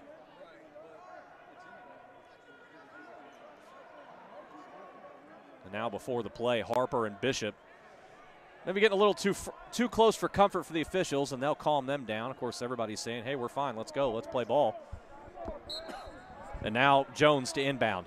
He'll do so to Wales, right corner, back into Jones. Jones lost it for a moment, got it back at the top of the key. 15 seconds to shoot. Jones working against Mosley. Going to try and back him down, faced him up originally. Jones, and a reach-in foul going to be called on the floor against Mosley, and that'll be his 2nd, and that'll be the team's 5th. And now, wow, the official pointed to the floor, and okay, the far side official called it in the act of shooting. The initial call said on the floor, and that's the right call, so it'll be an inline inbound for Georgetown once more. Jones will toss it deep to Wales out near the three-point line. Jones immediately wants it back against Mosley, maybe trying to pick up another foul. Jones, he'll take a step back, 15-footer instead. It was short. Jones got his own board back, and we're going to have a tie-up. It'll stay down here with Georgetown as Harper tied up Jones in the air. And so Georgetown will retain possession with 19 to shoot. So Omer will inbound as after they clean up a little bit of perspiration as both Jones and Harper went to the floor. Georgetown wanted a foul there. I thought it was a pretty good contest by Harper. Again, Jones and Bishop and Harper trying to get themselves straightened out. And Harper keeps leaning into Bishop, and Bishop returns the favor.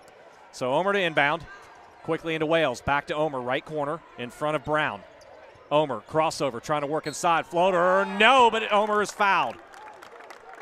It'll be the 2nd foul on DeMonte Brown, and fouls piling up in a hurry for Langston. That's now their 6th. It'll put Jake Omer at the line where he's 2 for 4. Omer with 15 points on the day.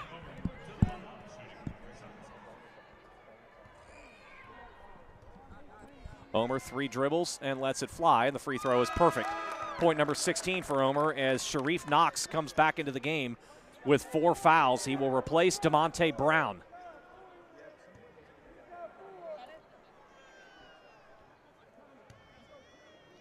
.55 to go. Jake Omer once again trying to put Georgetown up by 12 and looking for his 17th point. And he's perfect. 48-36 Tigers with 11:55 to go. And perhaps Georgetown that far away from the round of 8. Harper at the top of the key, fakes the handoff, working against Thomas. Left side, an offensive foul on Harper as he brought the shoulder up high on Tommy Thomas. It'll be the 3rd foul on Tristan Harper.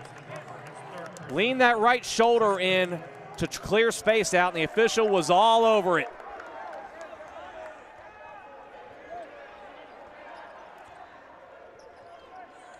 Wales, right side, and now the return to favor, and now Harper flops to the ground, and it'll be you could argue that's a makeup call as Rashad Bishop is called for his 4th.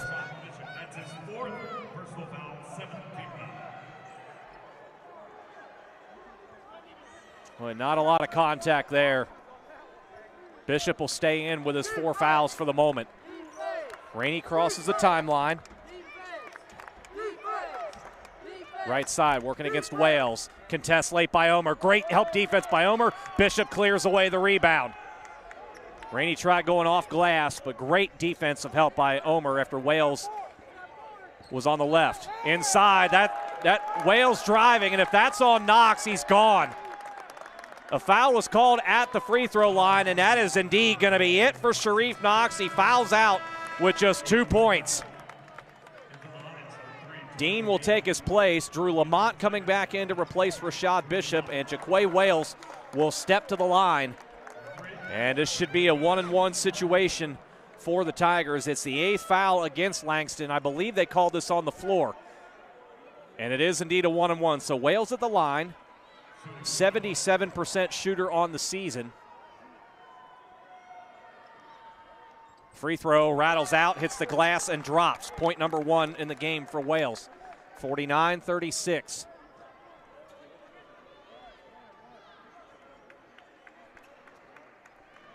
First point for Wales. He does have a couple of rebounds and a couple of assists as well. One more here for the junior out of Louisville. And it's good. 50-36 in favor of the Tigers, and Langston again will roll the ball up the floor, pick it up three-quarter court. Dean back to Rainey. Rainey right side, had a speed advantage against Wales in the first half. Instead, Harper down the right side. He is fouled. They'll count the basket. Maybe a bit of continuation there, but the official will grant the basket. And Kyron Jones is called for the foul. It'll be Jones's 3rd and the team's 8th. Not a lot of contact there at all as I'm looking at the replay monitor. If anything, Harper leaned into Jones to initiate the contact, but still, Tristan Harper with 7.5, 12 for the game, and the free throw here can bring Langston back within 11 with 11:05 to go. Free throw hits the front iron and crawls over and drops. 13 now for Harper. He is the only Lion in double figures. Wales looks at Chris Briggs for the call. And now the Tigers will set up Lamont deep on the left side. Sets a screen for Omer to come get it. Back to Wales. No, Omer fakes. Omer right side against Rainey. Shot blocked right in the hands of Jones, who was pushed from behind by Harper. And that'll be 4 fouls on Tristan Harper. It's the 9th team foul, and now Langston's best player has 4 fouls in Tristan Harper. With 10:48 to go, Chris Wright has a decision. Do I leave Harper in as Kyron Jones steps to the foul line? Jones free throw, no. Harper will come out in place of Brown. The Tigers just 8 of 16 at the free throw line.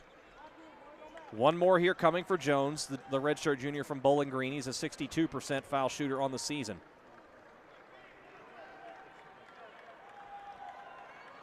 We might see Tay Dozier get ready to come in here for Georgetown soon. Dozier has not played this half. Did have a nice first half, 4 points, 3 rebounds, 3 assists, and now Dozier will come to the scorer's table. 1 free throw for Jones. Too strong. So the Tigers again leaving points at the foul line. Dean will walk it up the floor, and Langston can get the deficit under 10 with 10:40 to go.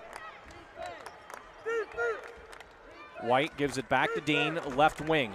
Dean around to the right side, trying to work against Omer. Stops at the elbow to the far corner, and Brown. Brown working against Jones. Now posting up is Mosley against Lamont. Spinning around, Mosley inside. Lamont straight up the entire way and took it away. Great defense inside by Drew Lamont. Now Lamont tries a crossover he was never going to pull off. Brown steals it. Brown in transition. Inside. And an offensive foul. The officials all checked with each other, and Brown bulldozed through Jake Omer. And it'll be 3 fouls on Brown, and the 10th against Langston.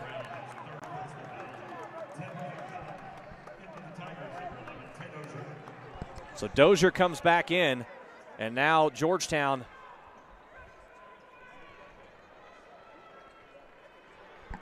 will inbound.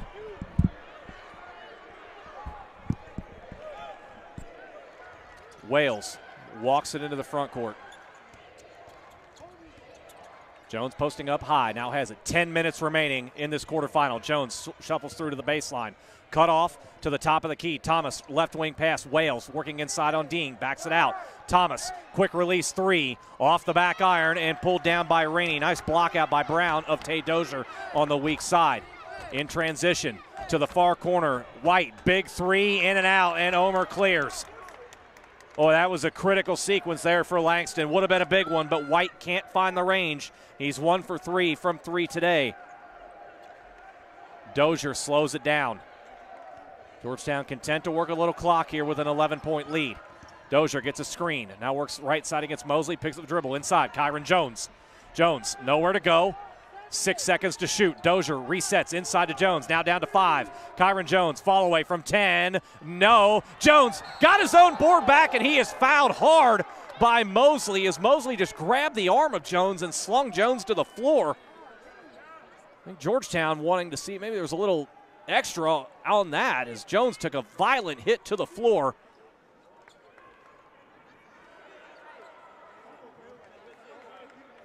And I think they're going to say it's a common foul. No, they are going to call I checked that. They are going to call a flagrant 1 foul on Cortez Mosley. So that'll be his 3rd foul of the game, and the Tigers are going to get 2 free throws and the ball on the other side of this timeout. 9 minutes and 8 seconds remaining, and another flagrant foul called against the Lions. Georgetown will have a chance to extend their lead beyond 11 on the other side of this quick break.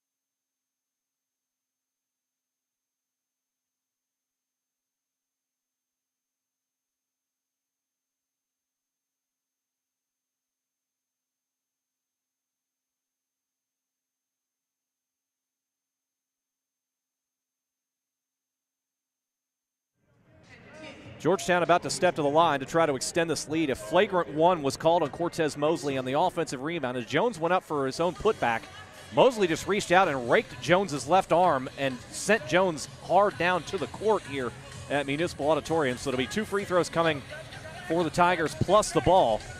But the one thing we got to make sure we give credit to is the Tigers' defense in this game.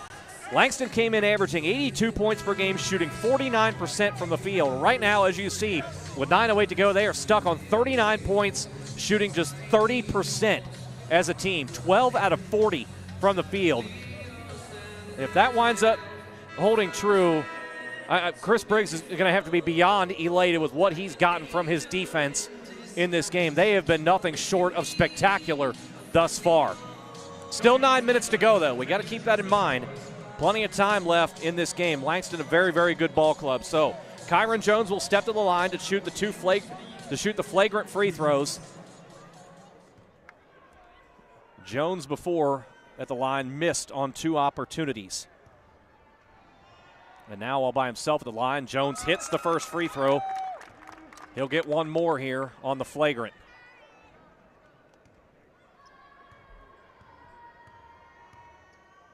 Three dribbles and a release. Perfect. Kyron Jones now with a double-double, 10 points and 12 rebounds. And Georgetown will get the ball underneath and try to extend this lead even more so. 52-39 with 9:08 to go and Wales to inbound. Quick inside to Jones. Reverse lay-in, good. Jones slipped through everybody. Caught it in his hip and somehow laid it in. Jones now with 12 and 12, and it's a 4-point trip for the Tigers, and the lead is 15. Dean around a screen. Omer stays with him, top of the key. Dean trying to go right side through, kicks it to the left side. Now out to the top. White, wing 3 off the front iron. Omer secures the board, and Langston continues to be miserable from 3-point range. Just 2 out of 15 are the Lions. They came in shooting 38%. Wales will take a 3. Not the shot Georgetown wants there. Wales is not a 3-point threat. Rainey gets a look at the 3. That was well short the entire way at an air ball, but Omer and Dozier fight each other for the rebound, and Langston will keep it with 20 to shoot. Well, a couple of questionable shot selections on both ends in that last exchange. 20 seconds to shoot. The lob into Mosley. Mosley inside working against Jones. The layup is short, and it's deflected, and a foul is going to be called inside, and it's going to be called against Langston. I didn't see who it was on. I'll wait for the call here. That's going to be against Mosley, and that's going to be 4 on Cortez Mosley now. So with Langston, Knox is already fouled out. Mosley has 4. Harper has 4. Dean has 4. And we still have 8:16 to go, and the Tigers are shooting 2 free throws the rest of the way. Mosley was battling with Jones for the board and was called for the rebound. So Kyron Jones back to the line, knocked his last 2 down with ease. And of course, you remember the thrilling win against Indiana Wesleyan, knocking down the 2 free throws with 0.4 seconds left to send Georgetown to this round. So he's more than comfortable in knocking down big-time free throws. 3 dribbles, and he lets it go, and the free throw is good. 13 now for Jones. Devontae Brown back in for Langston, replacing Mosley, who will sit with 4 fouls. How long he sits is another question. Jones has been fantastic here in the second half. 11 points, make it 12 points and a half, 14 for the game. But Jones has 12 points and 6 rebounds in this half. So far in this half, it's Langston 17, Kyron Jones 12. 56-39 Georgetown with 8:08 to go. Dean at the top of the key, and I sense a sense of urgency here from Langston. They're hurrying up and quick. Harper's 3 is no good. Dozier with the board, and Langston continues to be cold from the outside. And Georgetown with the 17-point lead again will run clock. Dozier at the top, hands to Omer. Dozier takes it back left wing. White on his hip pocket. Omer flashes to the top of the key, 10 seconds to shoot. Jones with the screen. Omer, quick release over Harper. It's an air ball. Thomas trying to head, saves it to Jones. Back to Omer. His shot is blocked. Foul should have been called as Thomas was grabbed on the arm as he was going out of bounds. They could have gotten Harper for his 5th. As it stands, Langston takes it back. Dean on the right wing. Harper trying to slip inside. Dean, long 2, banks it home. And now a timeout will be called here by Langston. It's a 30-second timeout, leaving the Lions with 1 timeout remaining in this game.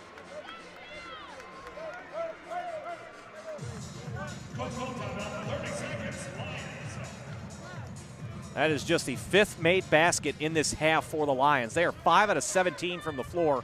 Conversely, Georgetown is 9 out of 17. So Langston spends a 30-second timeout. They'll have just 1 30-second timeout the rest of the way. Again, the defense just off the charts for Georgetown in this game. Langston shooting 29% from the field. They have just 3 assists, do the Lions, on 13 made baskets. 13 made baskets in nearly 33 minutes of action. That any which way you look at it, Georgetown's defense has been spectacular in this game. And I guarantee when I talk to Chris Briggs at the end of this game, that'll be the first thing he talks about is how great their defense has been. Still got to finish it out, though. Dozier will take the inbound out of the timeout, 7:15 to go. Langston now coming with some trapping pressure. Dozier down the lane, and basket is good, and a foul called against Langston as a Lion tried to draw the offensive charge, and no, now they overturn it. Now they're going to overturn it and perhaps say, I don't know if they got the defender in the restricted area. The official down low signaled an offensive foul. And now they're going to say they're signaling against Wales. That's offensive foul on the Tigers, number 3, took away Wales. Second personal foul. Wales was called for the foul. That should be on Dozier.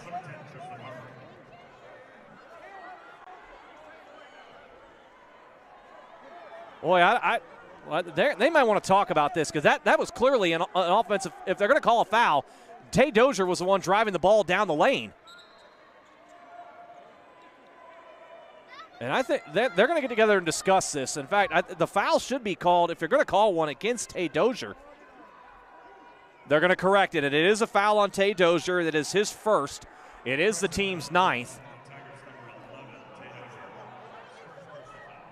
They finally got the correction right.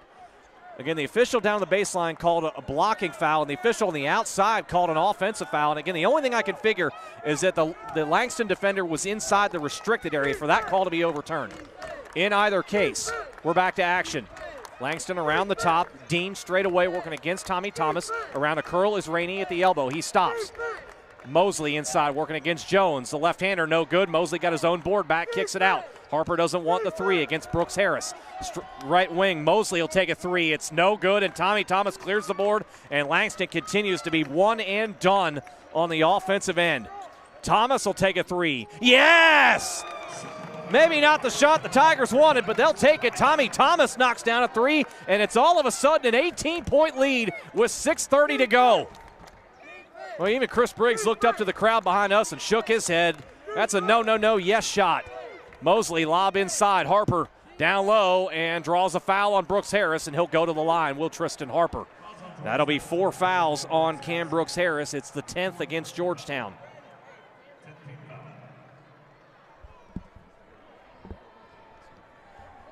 So Tristan Harper will go to the line. He's 7 of 8 from the line today, 13 points. And he's at the line with hands on knees. This Georgetown defense has worn him out. He is still, Harper is the only Langston Lion in double figures. The first free throw is good. 14 now for Harper as Brown is set to check in. And I think he's going to come in for Harper, who has 4 fouls.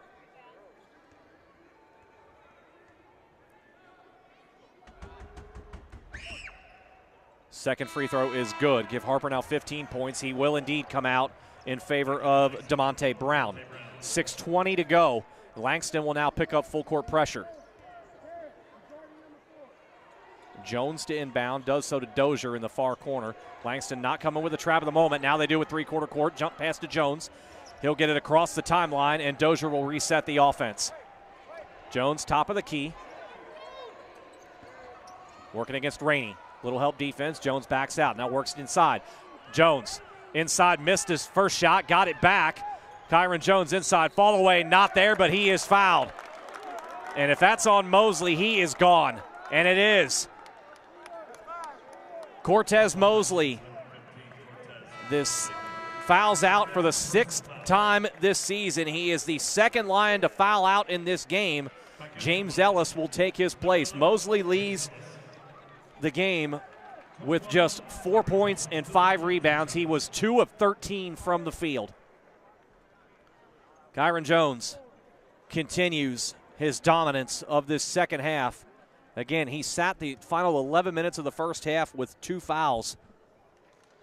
In this second half, he has been magnificent. He drills the first free throw to give him 15 points on the game to go along with 13 rebounds. He has 13 rebounds. Nobody for Langston has more than 5. The Tigers plus 10 on the glass overall, 37-27. Jones' second free throw, no good. Tapped into the hands of Tate Dozier, and Georgetown will reset. Under 6 minutes to go, and everything going the Tigers' way at this moment. Dozier with 10 seconds.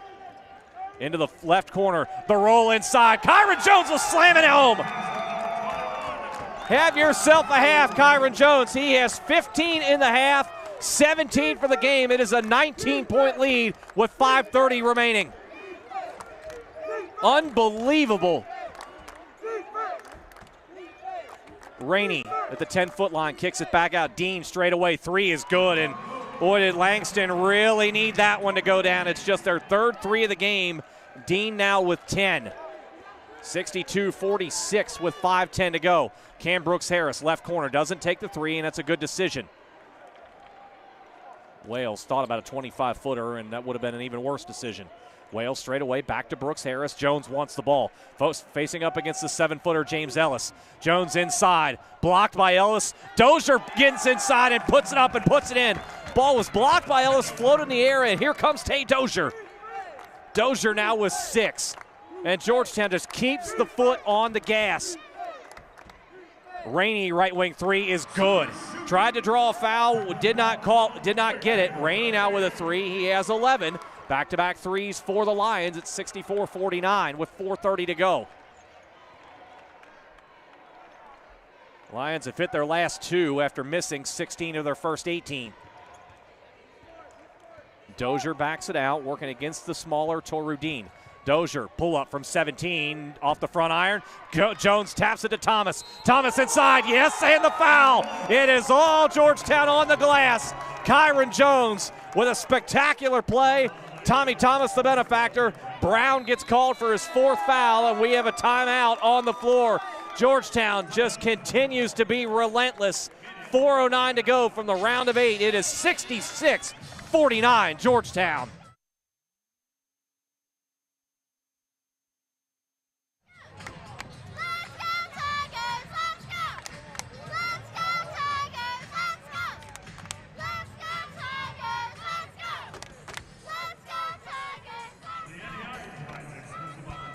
Georgetown contingents loving what they're seeing right now. Just an incredible turnaround. You go back to the 5:32 mark of the first half with Georgetown down 22-12. They have outscored Langston unbelievably 54-27 since that point. 27-point advantage for Georgetown since the 5:32 mark of the first half. Just an incredible turnaround for Georgetown, all led by this defense that is still holding Langston to just 31% shooting in this game. Let's take a look at the bracket one more time. This is the first game of the day in the Dewar Quadrant. The winner will take on the winner of Grace and Freed-Hardman in the round of 8 tomorrow at 6 p.m. Georgetown time, 5 p.m. here in Kansas City. It would be the 4th meeting of the season for Georgetown if they advance and would take on Freed-Hardman. Still got to close this one out, though, do the Tigers. 4:09 away from the round of 8.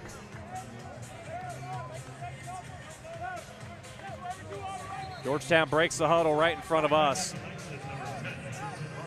Kyron Jones has been the man here in the second half for the Tigers. 15 points and 8 rebounds since the halftime break for the junior out of Bowling Green. Got a feeling if Georgetown closes this one out, we might be hearing from Kyron Jones here on the broadcast at the end of this one. He has been magnificent here in the second half. Tommy Thomas will step to the free throw line for 1 to try to convert on the 3-point play.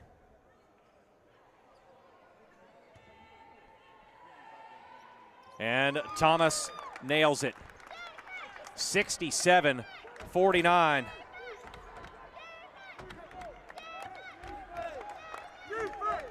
Dean, the top of the key, right side around. Thomas blocked away. And that's the wingspan Tommy Thomas has against the 6-foot Torudin. Dean had an angle, but those arms from Thomas rejects it out of bounds. 4:02 to go in the game. 23 on the shot clock here for Langston. White takes the long rebound, inbound I should say, inside to Harper. Bodied up, lost it. Thomas stole it away. Up ahead, Wales. He'll slow it down and back it out, and a smart decision as Chris Briggs says, let's burn clock. Under 4 to go. Georgetown 3:45 now away from the quarterfinal. Dozier just continuing to dribble down. Shot clock is at 10.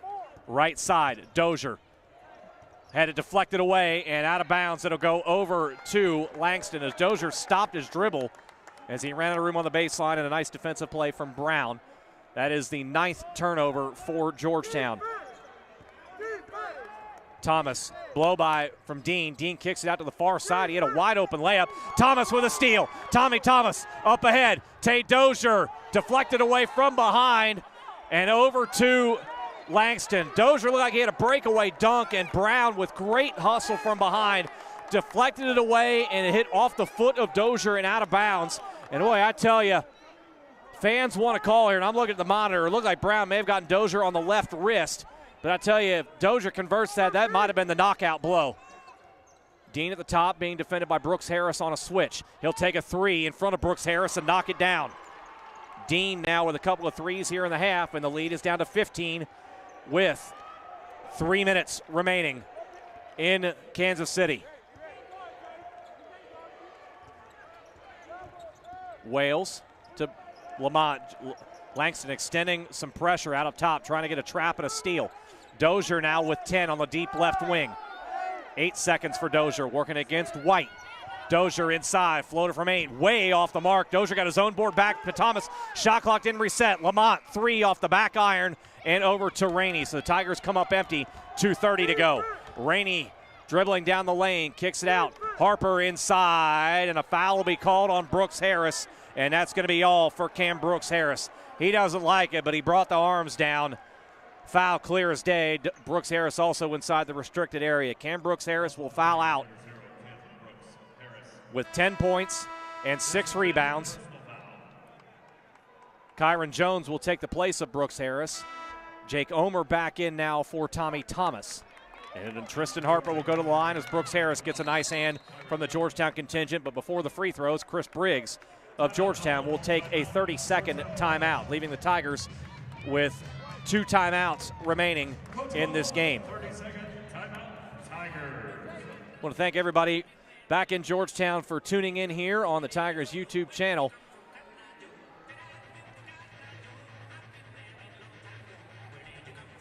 We certainly appreciate your support, and we know your support is being transposed into this Tiger team. And boy, since the 5:32 mark of the first half, this team has delivered and then some.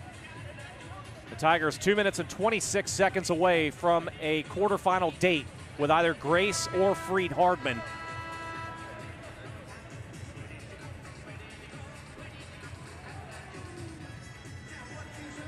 Two set of quarterfinals already in place. In the Naismith quadrant, the College of Idaho will take on Tougaloo. And in the Kramer quadrant, 4-seed Montana Tech will take on 7-seed Ottawa of Arizona. Back here in the Dewar quadrant, Tristan Harper of Langston steps to the line. He's 9 of 10 from the line, 15 points, and shooting 2. Free throw is good. Give Harper now 16.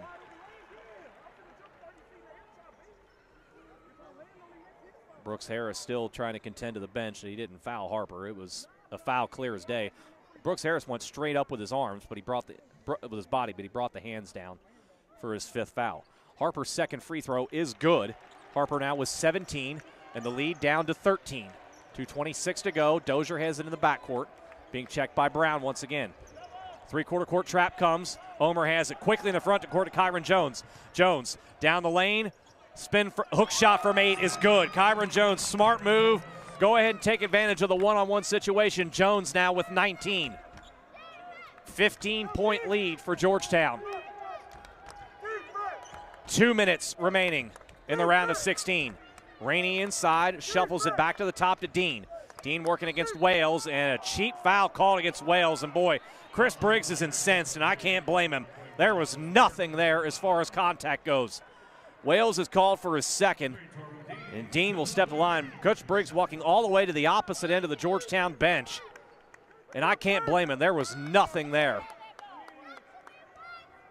Dean initiated contact on Wales. That should have just been a play on. Dean's first free throw hits the front iron and is no good. So perhaps some quasi-justice there for Coach Briggs. The second free throw rattles in. 14 now for Dean, all here in the second half. 14-point lead for Georgetown. Kyron Jones has it. He'll clear it into the front court, picks up his dribble, jump pass to Lamont. Doesn't fire it across court to Omer, and back to Jones. 1:40 to go, 15 to shoot. Langston not trapping and also choosing not to foul here. 8 seconds for Wales. Wales around a screen. Fakes a 3, right side. Omer, the knockout blow. No. And the rebound pulled down by Rainey. That would have done it. Rainey in transition. Around to Dean, reverse lay and left it short. Rainey got it back but lost it into the hands of Kyron Jones, and 1:15 to go. Dozier to Lamont into the front court. He'll slow it down. And still Langston content not to foul. And I think in a matter of sorts, and now Omer around one man to Lamont. Corner 3. Bullseye! And that is going to be the dagger. Drew Lamont's second 3. 72-55, 55 seconds to go, and the Tigers are headed for the quarterfinal. 50 seconds with Harper. Now to Brown. Rainey, a 28-footer is no good. Brown gets the long board. White around Lamont to the right side. Harper will take a three. It is good. Harper hits the three. He now has 20, 72-58, 35 seconds to go. And again, Langston choosing not to foul. Cam Brooks Harris yelling already in front of me. He's on his feet, and Langston will not foul. Dozier with it in hand, 15 to shoot. Dozier inside, who else but Kyron Jones, who has had a masterful second half. Jones with 21 on the day. Harper quickly the other side, he'll bank it in. 9 seconds, and Langston will call it off. Harper will finish with 22, but Georgetown.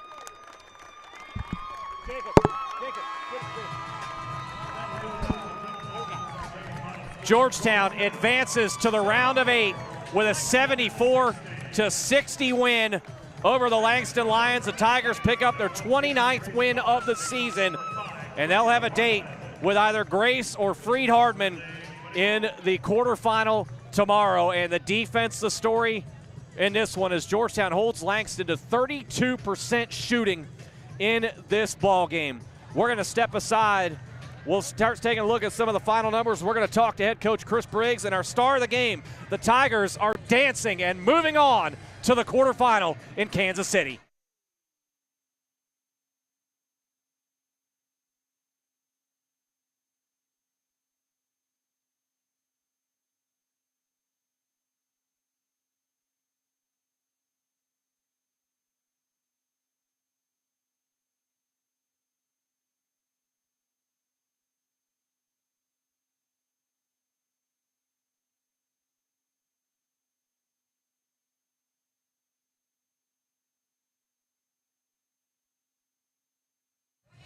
Slap the name on the bracket. That's what Georgetown's doing at center court right now to signify they are on to the quarterfinals after a 74-60 win.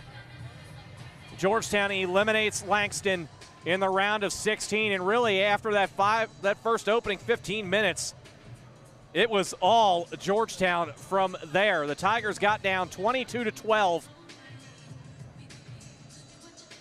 15 minutes into the ball game, a 20-0 run sealed the deal, and Langston was never able to get back into the game from there behind a dominating performance from Kyron Jones. 21 points and 15 rebounds for the junior.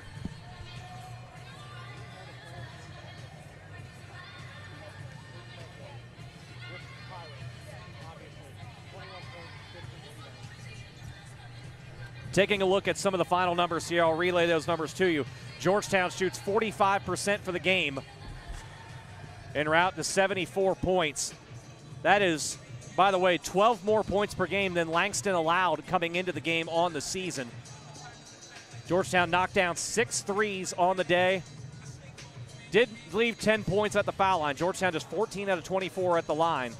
But Tigers also did a great job taking care of the basketball. Langston came into the day forcing 18 turnovers per game. The Tigers gave it up just 10 times to advance. Langston, meanwhile, a miserable shooting day for the Lions, and you credit the Tigers defense for it.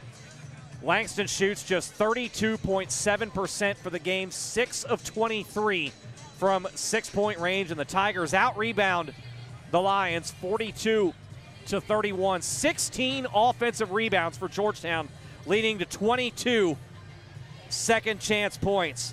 Just incredible effort all across the board for Georgetown as they are once again in the quarterfinal here in Kansas City.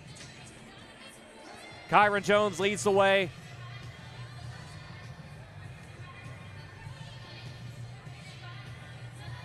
With 21 points, 15 rebounds. Jake Omer, 17 points. Cam Brooks Harris and Tommy Thomas with 10 points each. Drew Lamont, 7. Tay Dozier, 6 points, 7 rebounds, 5 assists on his day. Jaquay Wales, 2 points, 2 rebounds, 3 assists.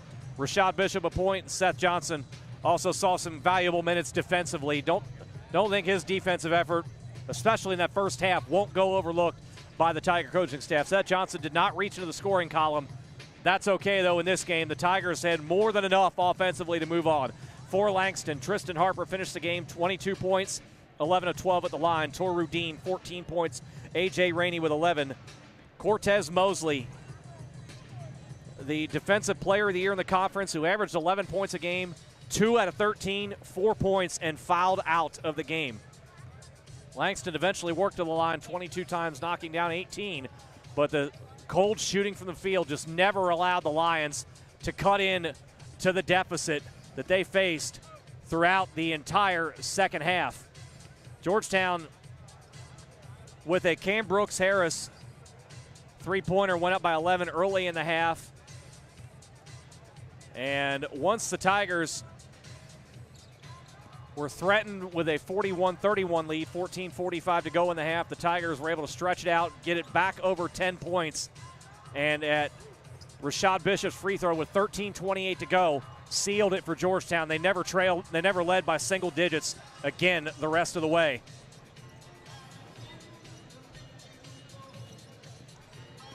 Again, Kyron Jones, 21 points, 15 rebounds. He is unquestionably our star of the game, and we're hoping to hear from him as well as head coach Chris Briggs. Again, Coach Briggs has already taken his team into the locker room here in Kansas City, and again, we will get his thoughts as well as the thoughts from Kyron Jones, but also for Coach Briggs, we'll probably get a little bit of a look ahead into the quarterfinal round. Obviously, Georgetown knows Freed Hardman very, very well, but we'll see also his thoughts on if they potentially see the top seed in the bracket, and that is Grace in the quarterfinal. The quarterfinal will take place tomorrow at 6 p.m. Georgetown time. And with that, we'll step aside briefly. Kyron Jones is coming to talk to us on the other side of this break.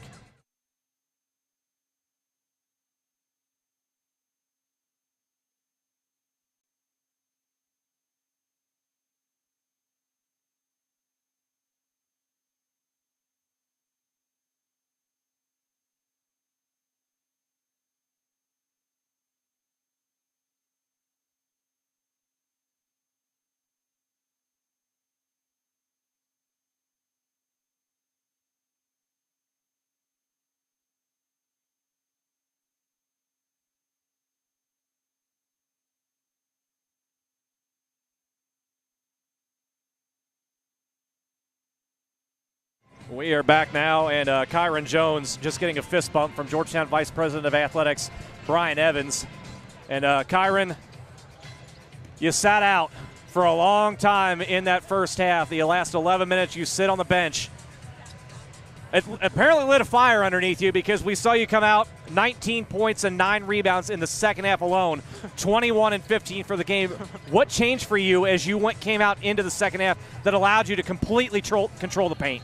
Well, for one, I got to give it up to my teammates for holding it down. I mean, we had a slow start, obviously. 2 calls, I feel like that was makeup calls just to get the foul count back. You know, it's from what I've been saying from the beginning, it starts with the starters first. The bench is the ones that get us jumping, get us going.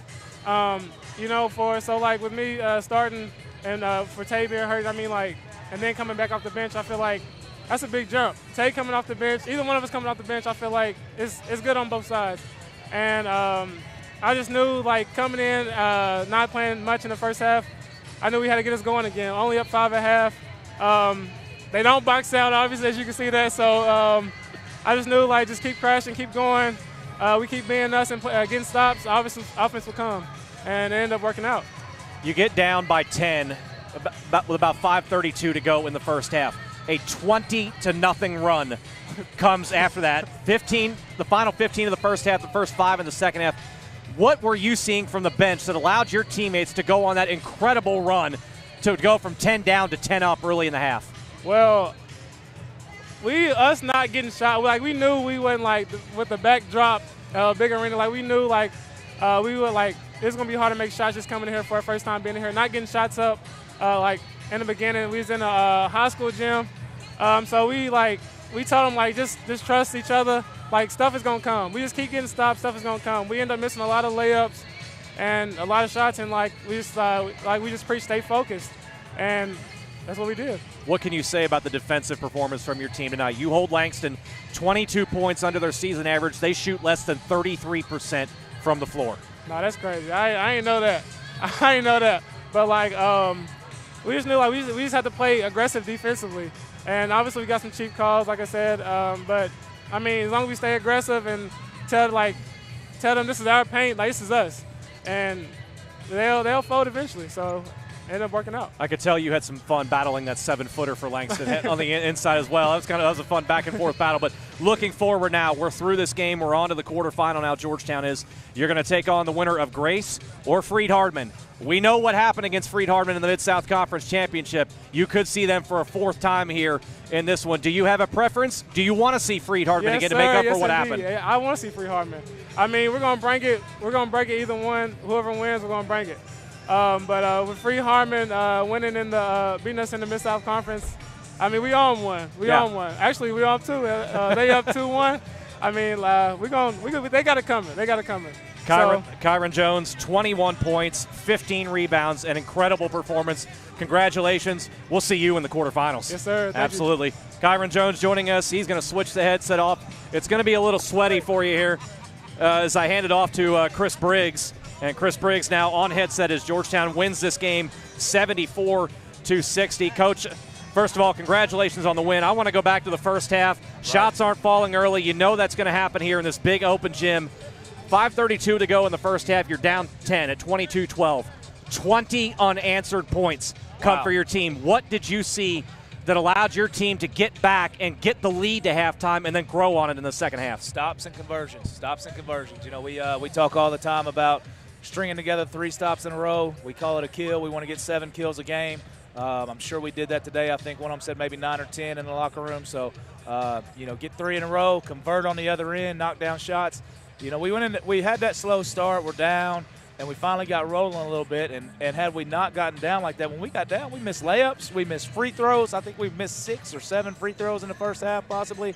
So, you know, we're sitting there at halftime thinking, okay, we should be up 12, 14 possibly if we just convert around the bucket and knock down some free throws and make some threes. So just proud of them for fighting through it, being tough, getting it done, and being the tougher team, being disciplined, executing, and most importantly, guarding. You know, made everything tough on them. They hadn't been guarded like that in a while. You know, watching film on their games, a lot of people lay back and try to stay in front, and, you know, and we did a heck of a job staying in front, but we also hedged ball screens and got out there and pressured them a little bit and stayed in them, and we're in gaps big time to cut down on that penetration. So just proud of our guys for toughening up and getting the job done the last 30 minutes.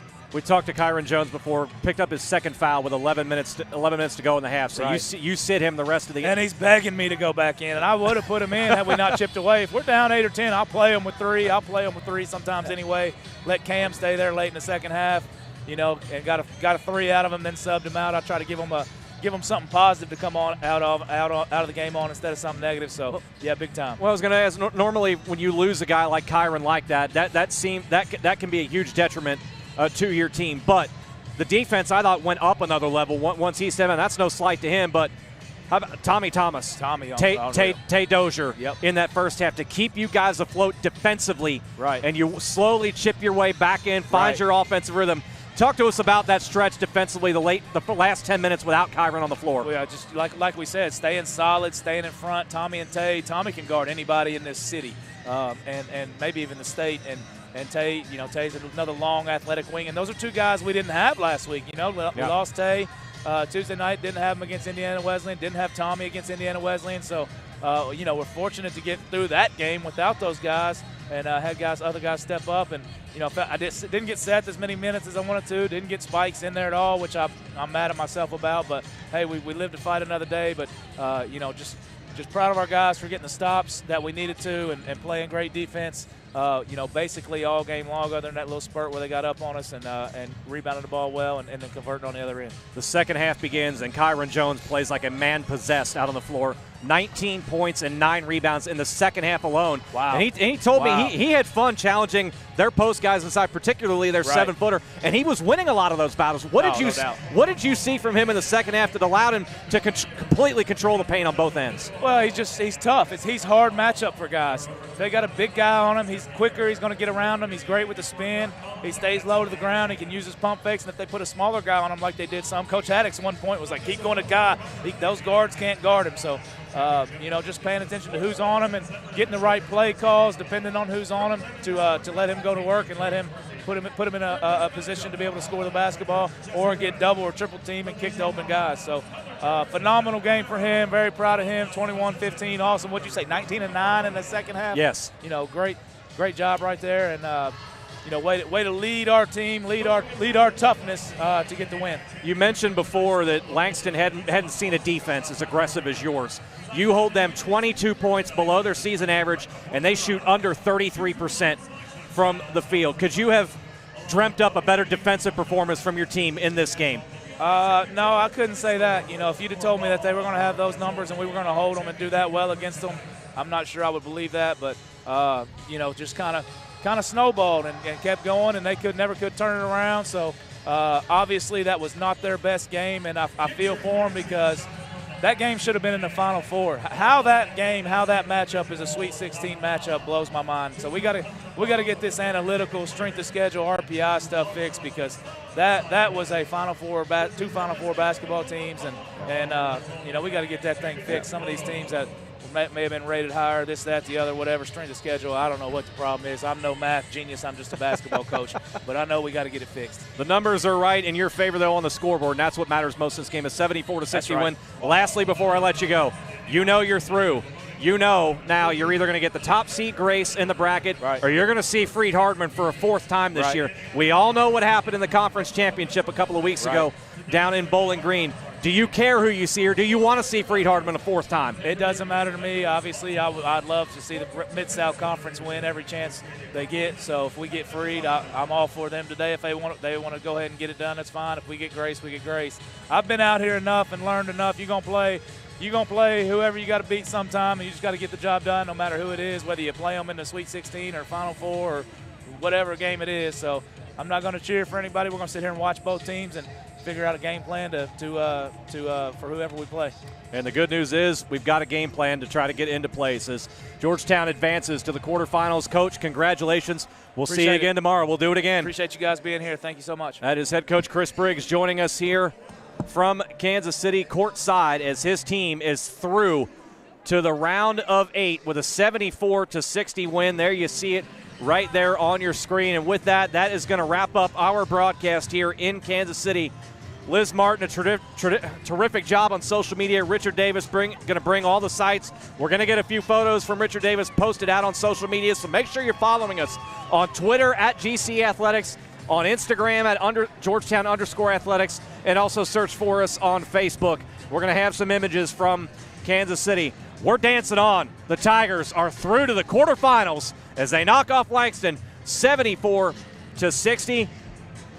The Tigers will take on the winner of Grace and Freed-Hardeman tomorrow night, 6 p.m. Eastern Time. We'll be here to bring the coverage here for you. For all of our here in Kansas City, I'm Jason Griever. Thank you so much. The Tigers are